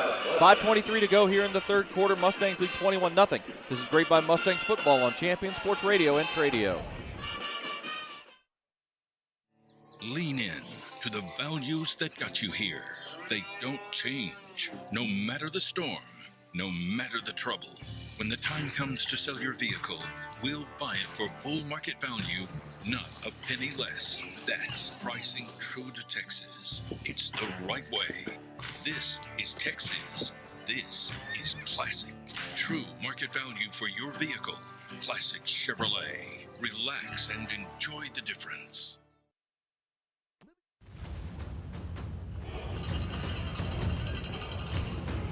After the timeout, the Mustangs have the ball 1st and 10 at their own 39-yard line. Mustangs leading in this battle for the district title 21-0. Pistol formation on 1st down, 3 wide set. Snap back, handoff up the middle. Dancing up the middle is Polk out across the 40 to the 46, a gain of 7 yards. I'm telling you, those sweet feet of Parker Polk, he just finds a little bit of a gap and just dances his way through, and he is so hard to bring down. Doing the Parker Polka in the middle of the line there is what my professional wife dancer would say. But I'll tell you the difference between this game tonight, Grapevine staying ahead of the chains while Arlington Heights has consistently been behind the chains. Absolutely. 2nd and 3 for the Mustangs at their own 46-yard line. This time with an offset pistol with 2 running backs.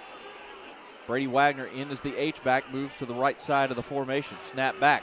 It is a handoff. Nope. Yeah, it is a handoff. Sorry, I keep getting fooled. Baum is really good at that fake. That time he did hand it off, but it ends up being a loss of a yard that time to Parker Polk, who was the up-back. And another negative play for that Heights defense. Now it's going to set up a 3rd and 4. No chance to dance there. Parker Polka was shut down a little bit that time. Just a real good job by the linebackers to get in there and create no really extra space. Well, and that time, big number 85, Omar Ramirez, just stuffed everything right at the line of scrimmage. 3rd down, Evan Baum back to throw. He's looking to his right. He throws the ball, but it comes in low, and it's incomplete. He had a man open. Brady Wagner was wide open by himself, standing right on the side in front of the Arlington Heights bench on the sideline across midfield, and Baum just didn't see him. Well, Caden Cook had bopped open on a corner route as well, which was a touchdown. And, again, he didn't see it, didn't feel comfortable making the throw, and that's a shame because they really missed an opportunity there, Jacob. Yeah, but it bombed that time. Incomplete pass. He tried to hit Carradine late coming across the field and just came in low. 4th down, first punt of the game for Grapevine.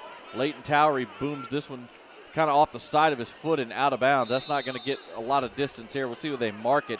It's going to be outside the 30-yard line of Heights. It's going to be a pretty short punt.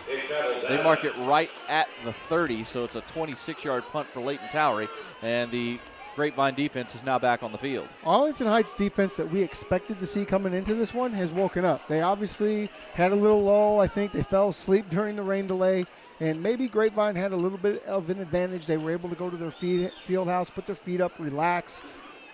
Now this defense has come out in the second half, and they've really put up a barrier. A fumble on the first possession for Grapevine. Now they, after getting the ball to midfield, are forced to punt. Heights takes over their own 29, 1st and 10. 2 receivers to the right, snap back, handoff up the middle, room to run out across the 35 and near the 40-yard line. That's Brian Furch, the leading rusher for this team. 9-yard gain on 1st down out to the 38-yard line. Yeah, Hunter Lasher coming in and making a big hit at the end of that run to make sure he wasn't going to be able to break free for a touchdown. So good job by Hunter to come over and help out. You can't have a running game like Heights has without a big offensive line. Number 79, Braylon Stewart, the senior at left tackle. Left guard, junior. Number 66, Ben Campos, the center. Number 55, Jesse Guyton, the junior. Right guard, number 75, Gabe McClellan, the senior, and Luis Ortega, the junior, number 50, at right tackle, is on 2nd down. They hand the ball up to Furch again, right up the gut. Didn't need much to get the 1st down, didn't get much, but got what he needed to move the chains. And just on cue, what you said, big number 74, he comes around in a pull action. He gets deep on Leighton Way. Lathan just not able to get off. That's about a 100-pound probably difference that Lathan's trying to work through there. So good play design to get that 1st down by Arlington Heights. And you can see the Yellowjackets, that offensive line, they've got some size to them. 1st and 10 at their own 40-yard line, just under 3 minutes to go here in the 3rd quarter. Snap back to Orozco, straight quarterback draw, gets across the line, but not much more than that as Latham Way met him right in the hole, fell forward for a yard, but that's all he gets. Yeah, Tyler Mears had really good penetration. He was able to get an arm out and slow it down a little bit. And then at Latham Way, no one got up on him that time, and he's free to make that tackle. Great job by Latham Way, who, again, as a senior, has been all over the field knowing what this game means tonight. 2nd and 9 now for the Yellowjackets as they look to the sideline to get the signal. They're going to come out in a 3-wide set this time, checking into the game at wide receivers, number 80, Holden Hernandez as the 3rd wide receiver. Running back offset to the right side, it's Birch. Play action, Roscoe rolling to his right. He fires one out, it's caught near midfield. Number 8, Anthony Lara with his first catch of the night. Steps out of bounds at the 49, a yard short of the 1st down. Best throw we've seen tonight from Orozco in limited passing attempts. Nice little called quarterback waggle right there. Rolls to his right, fires a strike. Yeah, you boot him out to get him away from that pass rush. You run a little out route from your slot receiver. Easy pitch and catch that time for Arlington Heights. Really good route by Anthony Lara that time as well. Sets up a 3rd and 1 for the Yellowjackets at their own 49-yard line. And now everybody jumps the snap. Little miscommunication between the quarterback and center that time.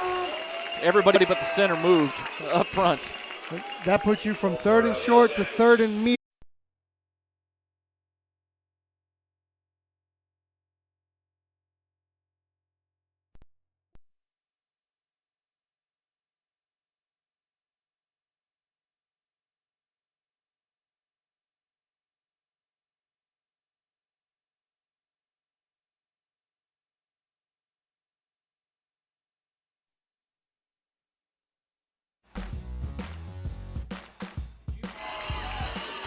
Third and 17. We're back here at Mustang Panther Stadium. Play action. No, it's a handoff around the right side. Birch finds the corner, gets solid yards, almost down to the 10. Ends up getting about 6 yards to the 11 to set. As they come out, does Arlington playing to tendency on 3rd and long. They go against it and get a solid gain here on 3rd. They sure did. You got to look to this now. I mean, on 4th down and 11, they have had no success converting these types of plays here tonight. On 3rd down, 4th and goal, you know Grapevine is ready. This is a great situation right here. I love watching these types of plays. Who's going to step up? 4th and goal for the Yellowjackets at the Grapevine 11-yard line. Birch goes in motion to empty out the backfield. Orozco drops back. He gets pressured, throws it into the end zone, and it goes over everybody and incomplete. Great job that time. Drew Nelson, when he saw the running back go motion out to empty the backfield, he just blitzed off the corner and was right in the face of Orozco and made him get rid of it over everybody's head and out of the back of the end zone. And Grapevine gets a turnover on downs. Drew Nelson making him in the second half. Maybe he went in and got himself a little bit more hydrated at halftime. I mean, we know he's feeling ill, but he is making his presence felt.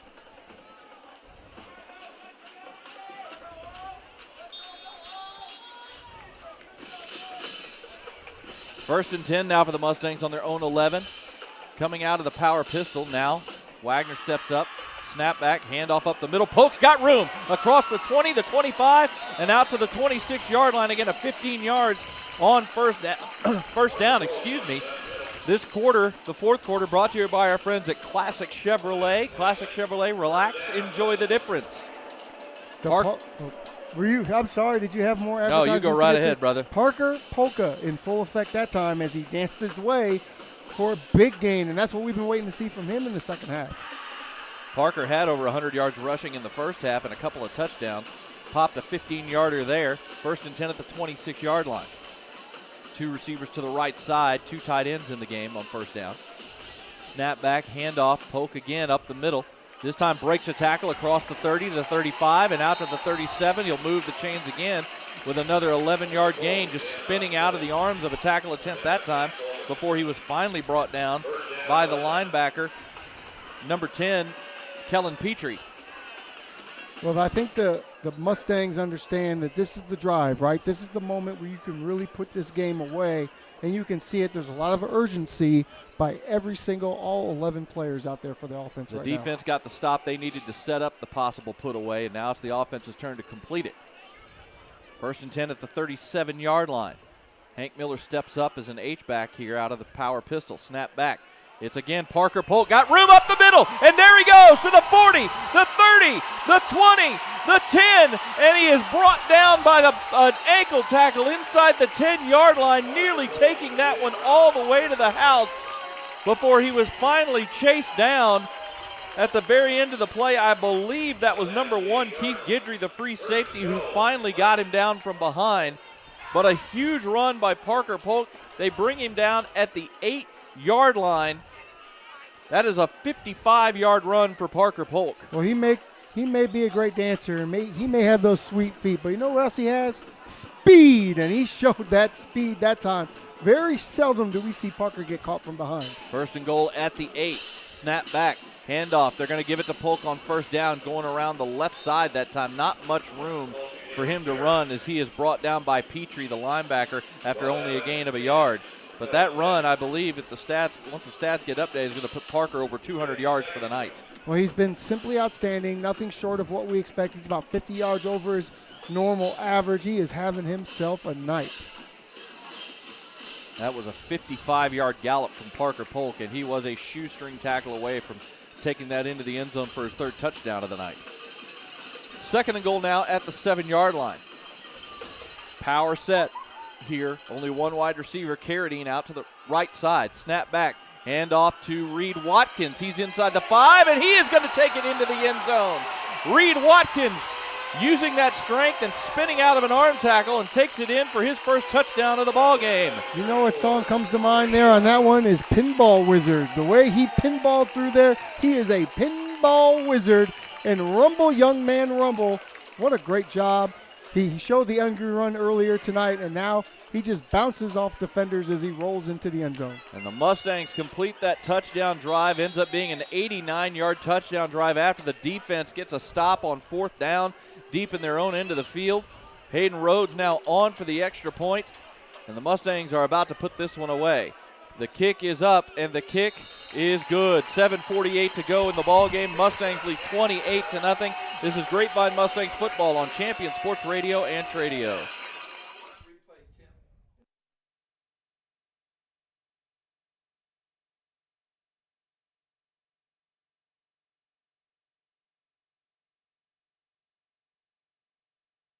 For 13 straight years, Forbes.com has named Prosperity as one of America's best banks. To Prosperity's customers and employees, thank you for helping us maintain this national distinction. Prosperity Bank, real bankers, not just a bank.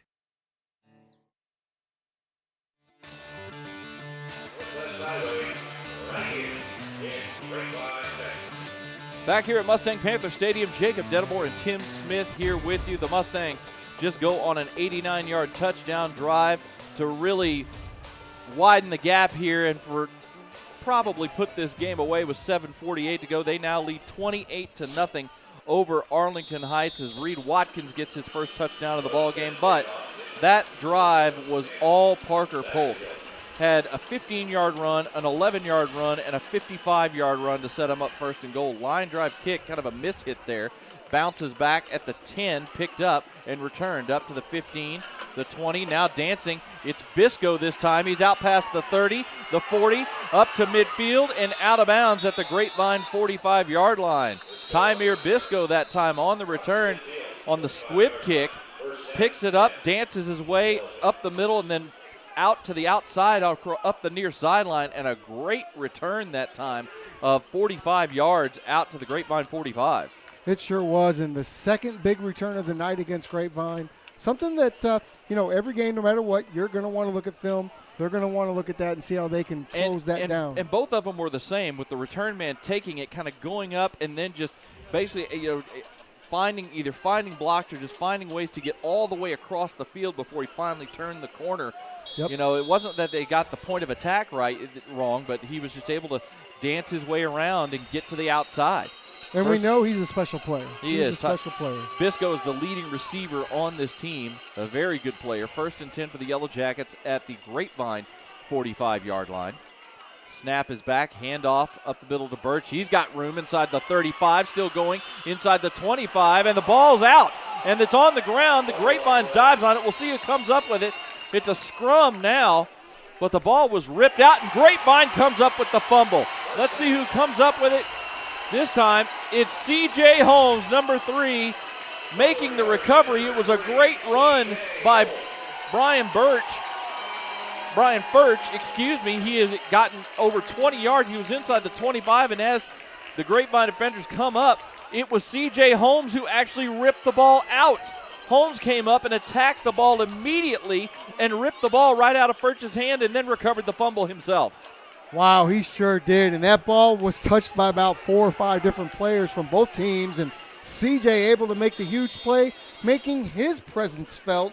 Again, another senior that understands what this means. Second turnover of the night for the Mustangs. They take over their own 16 after that fumble. Handoff up the middle. Parker Polk gets about 3, maybe 4 yards before he's tripped up that time. They're going to mark him down. Oh, wow, they're saying his knee went down at the 17, so only a gain of 1 yard. C.J. Holmes, once again, not only stripped it, but recovered it on that defensive play, and it was a great run by Furch up to that point. Holmes just attacked the ball with both hands and just ripped it out of there. It was going to be about a 25-yard run by Furch. So far, Grapevine has won the time of possession. They have won the penalty battle, and they have won the turnover battle at this point, and you understand why it's 28-0. 2nd and 9. Polk with the handoff again up to the 20 before he gets stuck right there by number 97, Henry Mankins, who just planted Parker Polk after Mankin hit him at the 20. They're going to give him credit to the 21 for a gain of 4. Mankins has been all over the field tonight. He's certainly making a statement for himself, and that was about the hardest hit we've seen Parker take all season. Yeah, he just got stoned by Mankin once he got met after the 4-yard gain. Parker Polk tonight unofficially before this drive started with 225 yards rushing tonight on 23 carries. You know, we talked about Brian Furch. You know, Brian Furch has over 100 yards rushing tonight, but the young man unfortunately has had a fumble tonight. Just had a fumble. Snap back, hand off to Polk, trying to find room to get that first down. He's not going to get there. That time, good job by the Heights defense of standing that play up. Parker Polk only able to get a couple of yards out to the 23, and the Mustangs are going to have to punt for the second time tonight. Yeah, I mean, you're 3rd and medium. No reason to take any additional chances here, so hand the ball off, see if you can get the first down. If not, 5 minutes and counting, up 4 touchdowns. Not a lot of issues or worries if you're Grapevine right now. Leighton Towery on to punt. This will be his 3rd punt of the night. I believe that's Tymir Bisco, who is back deep to receive the punt, but it's a short punt by Towery, and it's going to die right at about midfield. Only going to end up being about a 26-yard punt that time from Leighton Towery with no return. And Heights will take over at their own 49-yard line. So the Mustangs, with only 5:20 to go here in the ball game, barring something very unforeseen, are on their way to clinching a share of the District 4-5A Division II title and also clinching the number 1 seed in the playoffs that start 2 weeks from this weekend. And stay tuned. We understand there's going to be a trophy presentation after the game. We are hearing that the winner of this game tonight was going to be presented with the gold football, as Coach Mike Alexander likes to call it, the district championship trophy. That would be 2 years in a row for Grapevine. We saw the excitement last year in the celebration. Pretty excited to see that again. Handoff up the middle on first down up to about the 46 of Grapevine. That was Brandon Monroe, the senior, with the carry. Going to get a gain of 3 to set up 2nd and 7. This Arlington Heights team, you can see the toughness they play with and the drive that they play with. They're a team that's going to be tough to deal with. I would expect them to at least win a game or 2 in the playoffs. Handoff on 2nd down. Monroe again. He gets hit at the line and brought down. Just a great tackle that time. As getting up underneath from the pile was Leighton Towery. He got around the legs of Monroe and just didn't let him go and dropped him after about a gain of 2. 3rd and 5 now for the Yellowjackets at the Grapevine 44. Under 4.5 minutes to go here in the ball game. 3 wide set. Monroe in at tailback still. Snap back, play action. Orozco rolling to his right, looking for a man. Still looking. Now he throws it. The pass is caught by Bisco, and he's going to be, let's see where he stepped out. See where they mark him. It's going to be a first down. They're going to say he stepped out right at the sticks. He did a good job. He came back to his quarterback who was looking for somebody to throw, and Bisco stopped right at the first down marker and made the catch to move the chains at the 39-yard line, a gain of 5.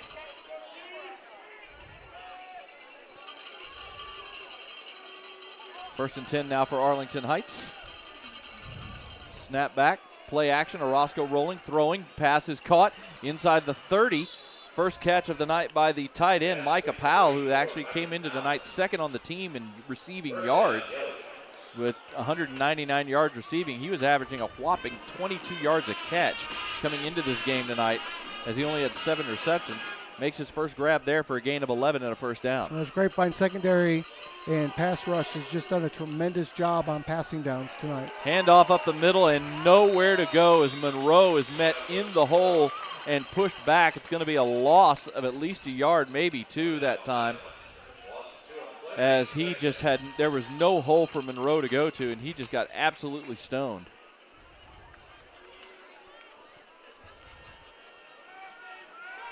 Clock still running, down to 3:37 and counting. 2nd and 12 now for the Yellowjackets. Snap back to Orozco. Play action, rolls to his left, gets the ball out. Pass is caught by Bisco, makes a man miss, gets inside the 20, still on his feet, down to the 15. Nice run after the catch by Tymir Bisco right there. Broke the tackle of Hunter Lasher, spinning out of it and getting all the way down to the 14-yard line for a gain of 16 yards to move the chains and keep this drive going. Yeah, you wonder where this has been all night for Arlington Heights. Of course, Grapevine is slowed up. They're in a little bit of a softer zone, not taking too many chances. But if you're Arlington Heights, you have to wonder, where's our production been throughout most of the evening? Grapevine, yeah, right now I think you see Grapevine playing a bit of a keep it in front of you kind of defense. 1st and 10 at the 14-yard line, 3 minutes to go in the ballgame. Snap back, handoff to Furch. Sweep around the right side, inside the 10, inside the 5, and he's breaking tackles, and he's into the end zone for the touchdown. Brian Furch, great blocking all the way down the field on that sweep out of the split back shotgun set. Furch broke a couple of arm tackles and punched it in the end zone for the first score of the night for the Yellowjackets. Just a great job by that offensive line of Arlington Heights to keep fighting, keep pushing. And then Birch, he's a baller. He wants to get in the end zone. He hasn't been there tonight. It's a matter of pride for this Arlington Heights team, as they've been a good team all year. They have not experienced a loss this year. This will be their first one, and I like that they're fighting all the way until the end, knowing that they will have playoff games to play also. And the kick is up and good for Arlington Heights. The kick by Chavola, yeah, kicks up and good. And right now, a little bit of a worry. Major Hecht is coming to the sideline. He injured, looked like his forearm or his wrist on that play, his right forearm or wrist, and he's coming to the sideline in some pain.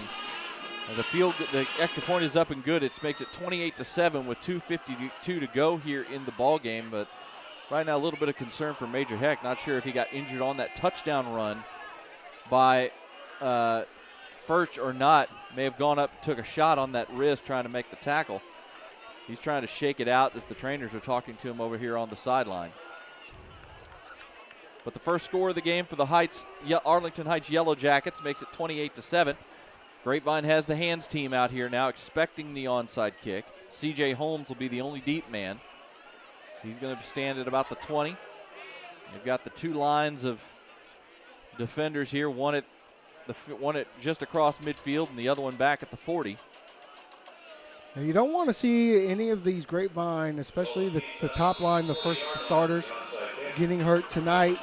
You don't necessarily have to play all of your starters next week, but you want everyone healthy going into the playoffs. Chavola actually kicks a line drive over everyone, picked up by Holmes at about the 20, picking his way up the midfield 45, and gets almost all the way out to midfield. Nice return by Holmes out of the 47, a 27-yard return off the little line drive kick. Chavola just trying to see if he can get some kind of a good bounce over the two lines of Grapevine players just to see if something can happen. Didn't work out, and a good return by C.J. Holmes. An excellent return. C.J. Holmes is a tremendous athlete and can do it from offense, from defense, and special teams. And you got to love all these big-time players have been making big-time plays tonight in a big-time game.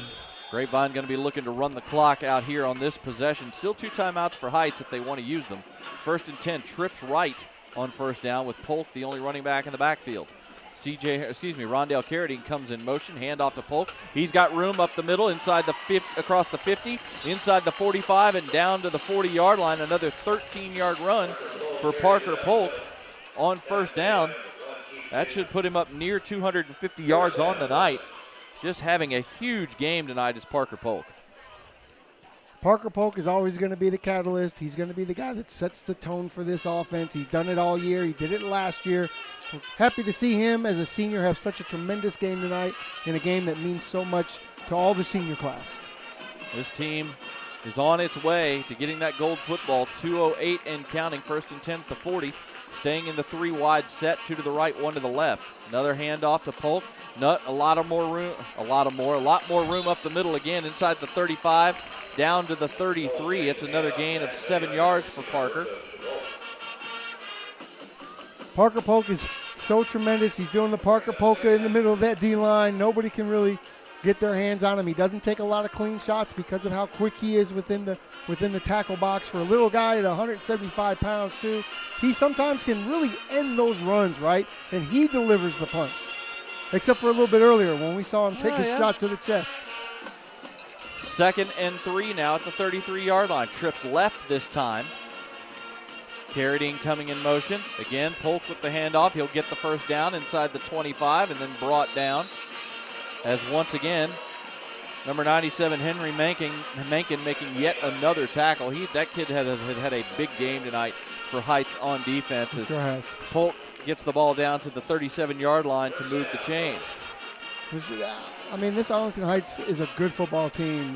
They ran into a few issues tonight that they necessarily aren't built for from an offensive perspective, but this defense is good. They just ran into a better team in Grapevine tonight. We're under a minute to go, 50 seconds and counting, and now the victory formation comes in. They're going to wait till it gets down to 40 seconds to snap it. Snap is back, kneel down, but they will have to run one. Nope, they won't. They're not going to start the play clock. We'll see if they might have to run one more play, but they might have to run one more, but maybe not. We'll see. It looks like the officials are going to let this run, and that's going to clinch it. The Grapevine Mustangs come into tonight. They wait out the weather delay. Game started about an hour late because of the thunderstorms in the area, but it was well worth the wait as the Grapevine Mustangs came out hard. They came out fast, jumped on Arlington Heights early with a 21-0 lead, and then just kept the Yellowjackets at bay for the rest of the ball game, and they are going to clinch the number 1 seed in the playoffs out of District 4-5A Division II and a share of the district championship as they defeat the Arlington Heights Yellowjackets tonight by a final score of 28-7. We'll be back in just a moment. We'll bring you the Infinity Solar postgame show. We do believe there is going to be a trophy presentation on the field. You are watching Grapevine Mustangs football on Champion Sports Radio and Tradio. Do you feel your home is too humid and slightly musty? Do you have that room or side of the house you don't use because it's too hot or too cold? Do you have family members struggling with health issues or allergies? Then contact Energy Attic and transform your living spaces by transforming your attic. Energy Attic uses a 3-part energy reduction system to make your home or office as comfortable and energy efficient as possible, saving you money, reducing your carbon footprint, and improving indoor air quality. Who doesn't want to save money, breathe cleaner air, and sleep better? Energy Attic helps improve your home climate control, reduces those cold and hot pockets, makes it more comfortable throughout, and saves you up to 40% on your energy bill. It's fast and easy to schedule your free Energy Attic audit. Simply visit energyattic.com and fill out the form. Virtual appointments are available as well. Now is the time to get your project started, so let Energy Attic show you how much you can love the comfort of your home. energyattic.com. Attic solutions to transform your life.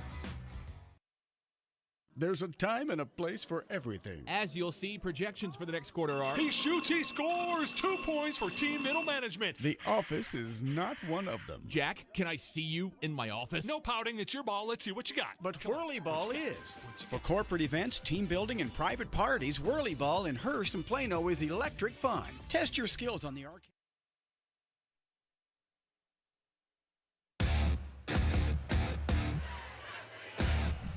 Jacob Dedamore and Tim Smith back here at Mustang Panther Stadium in Grapevine, where the Grapevine Mustangs clinched the share of the district title tonight in 4-5A Division II with a 28-7 win over the Arlington Heights Yellowjackets. They will be the number 1 seed in the playoffs, which start in 2 weeks.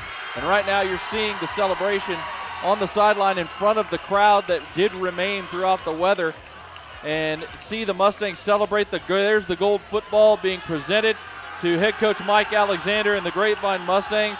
And while they can clinch the outright district title next week, they are going to be at the very least co-district champions in 4-5A Division II as they go to 8-1 on the season, 6-0 in district. The Arlington Heights Yellowjackets fall to 8-1 and 5-1 in district play. And I tell you, man, what especially defensively against a very strong run game and offensive front, just a fantastic job by the Mustangs to come out tonight and really impose their will. Yeah, the Mustangs were on shutdown mode all night. They gave up a few big run plays, but by and large. I think the penalties by Arlington Heights putting them in bad positions, but then you had a couple of really good pressures and sacks and getting the quarterback to throw the ball out of bounds about 10 yards behind the line of scrimmage at one point. I mean, this defense was all over the field. Guys like C.J. Holmes, you had Latham Way, you had Drew Nelson, Hunter Lasher, Tyler Mears, guys just making plays all over the place from start to finish in this one. And the offense did what they had to do. They get that 21-point lead, and they put it on cruise control. And, give credit to Arlington Heights. They didn't quit fighting at all. They came out and played actually a pretty strong second half in this ball game, especially defensively.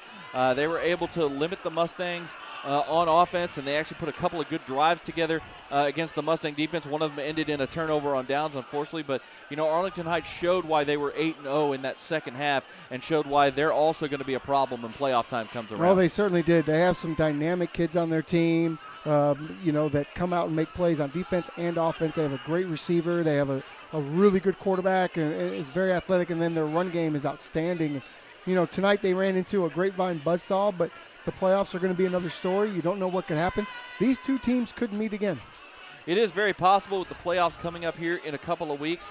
Tonight it was the Mustangs that prevailed to get that share of the district title. They can win it outright next week in the season finale when they will be playing against Trimble Tech. That'll be over at Farrington Field in Fort Worth. And, that's a Trimble Tech team that has really struggled this season. So I believe that's a game that, the Mustangs should be able to handle their business in. Just looking at some of the final numbers tonight, Grapevine had just over 400 yards of total offense this evening, 348 of it on the ground. For their part, Arlington Heights had 184 yards rushing. It's just when the game was in doubt, they couldn't muster much on offense. They'd get a couple of first downs, get midfield, get to just across midfield, and then get behind the chains and be forced to punt, or in one case had the turnover in the first half. They did have 2 turnovers tonight. Grapevine only had the 1. But we did mention the penalties. Arlington Heights had 6 of them for 65 yards. And it's not so much the numbers, just that a couple of them came at crucial times in drives. Yeah, you can when you're Arlington Heights and you're a team that likes to churn those chains, right, and get 3-4 yards at a pop. You can't get backwards in the chains when you have the holdings and you have a sack or a lost play on first down. That's going to cause you issues. And then the turnovers, of course, when you're going up against the Grapevine offense that can't be stopped in that first half, which outside of their one turnover, they really couldn't be stopped in the first half. And so it's going to be tough for you. And tonight was just not the night that Arlington Heights envisioned, I'm sure. But from a script standpoint, it went perfect for Grapevine. And again, everybody had to wait out that weather delay, which we weren't sure if we weren't sure how it was going to go. We weren't sure if we were going to get this game in tonight, but the weather did clear up for us to allow us to play the game this evening and bring you this broadcast. We got this game in just under 2 hours with a shortened halftime, and two teams that like to run the ball and really kept the clock moving. Tonight, Parker Polk led the way. He was phenomenal tonight. 29 carries, 258 yards, and 2 touchdowns to lead the way offensively. Brian Furch, for his part, for the Arlington Heights Yellowjackets, he also had, again, a solid night. 19 carries for 147 yards and the touchdown. He did have that fumble in the second half. The game was probably decided at that point, but that really clinched it.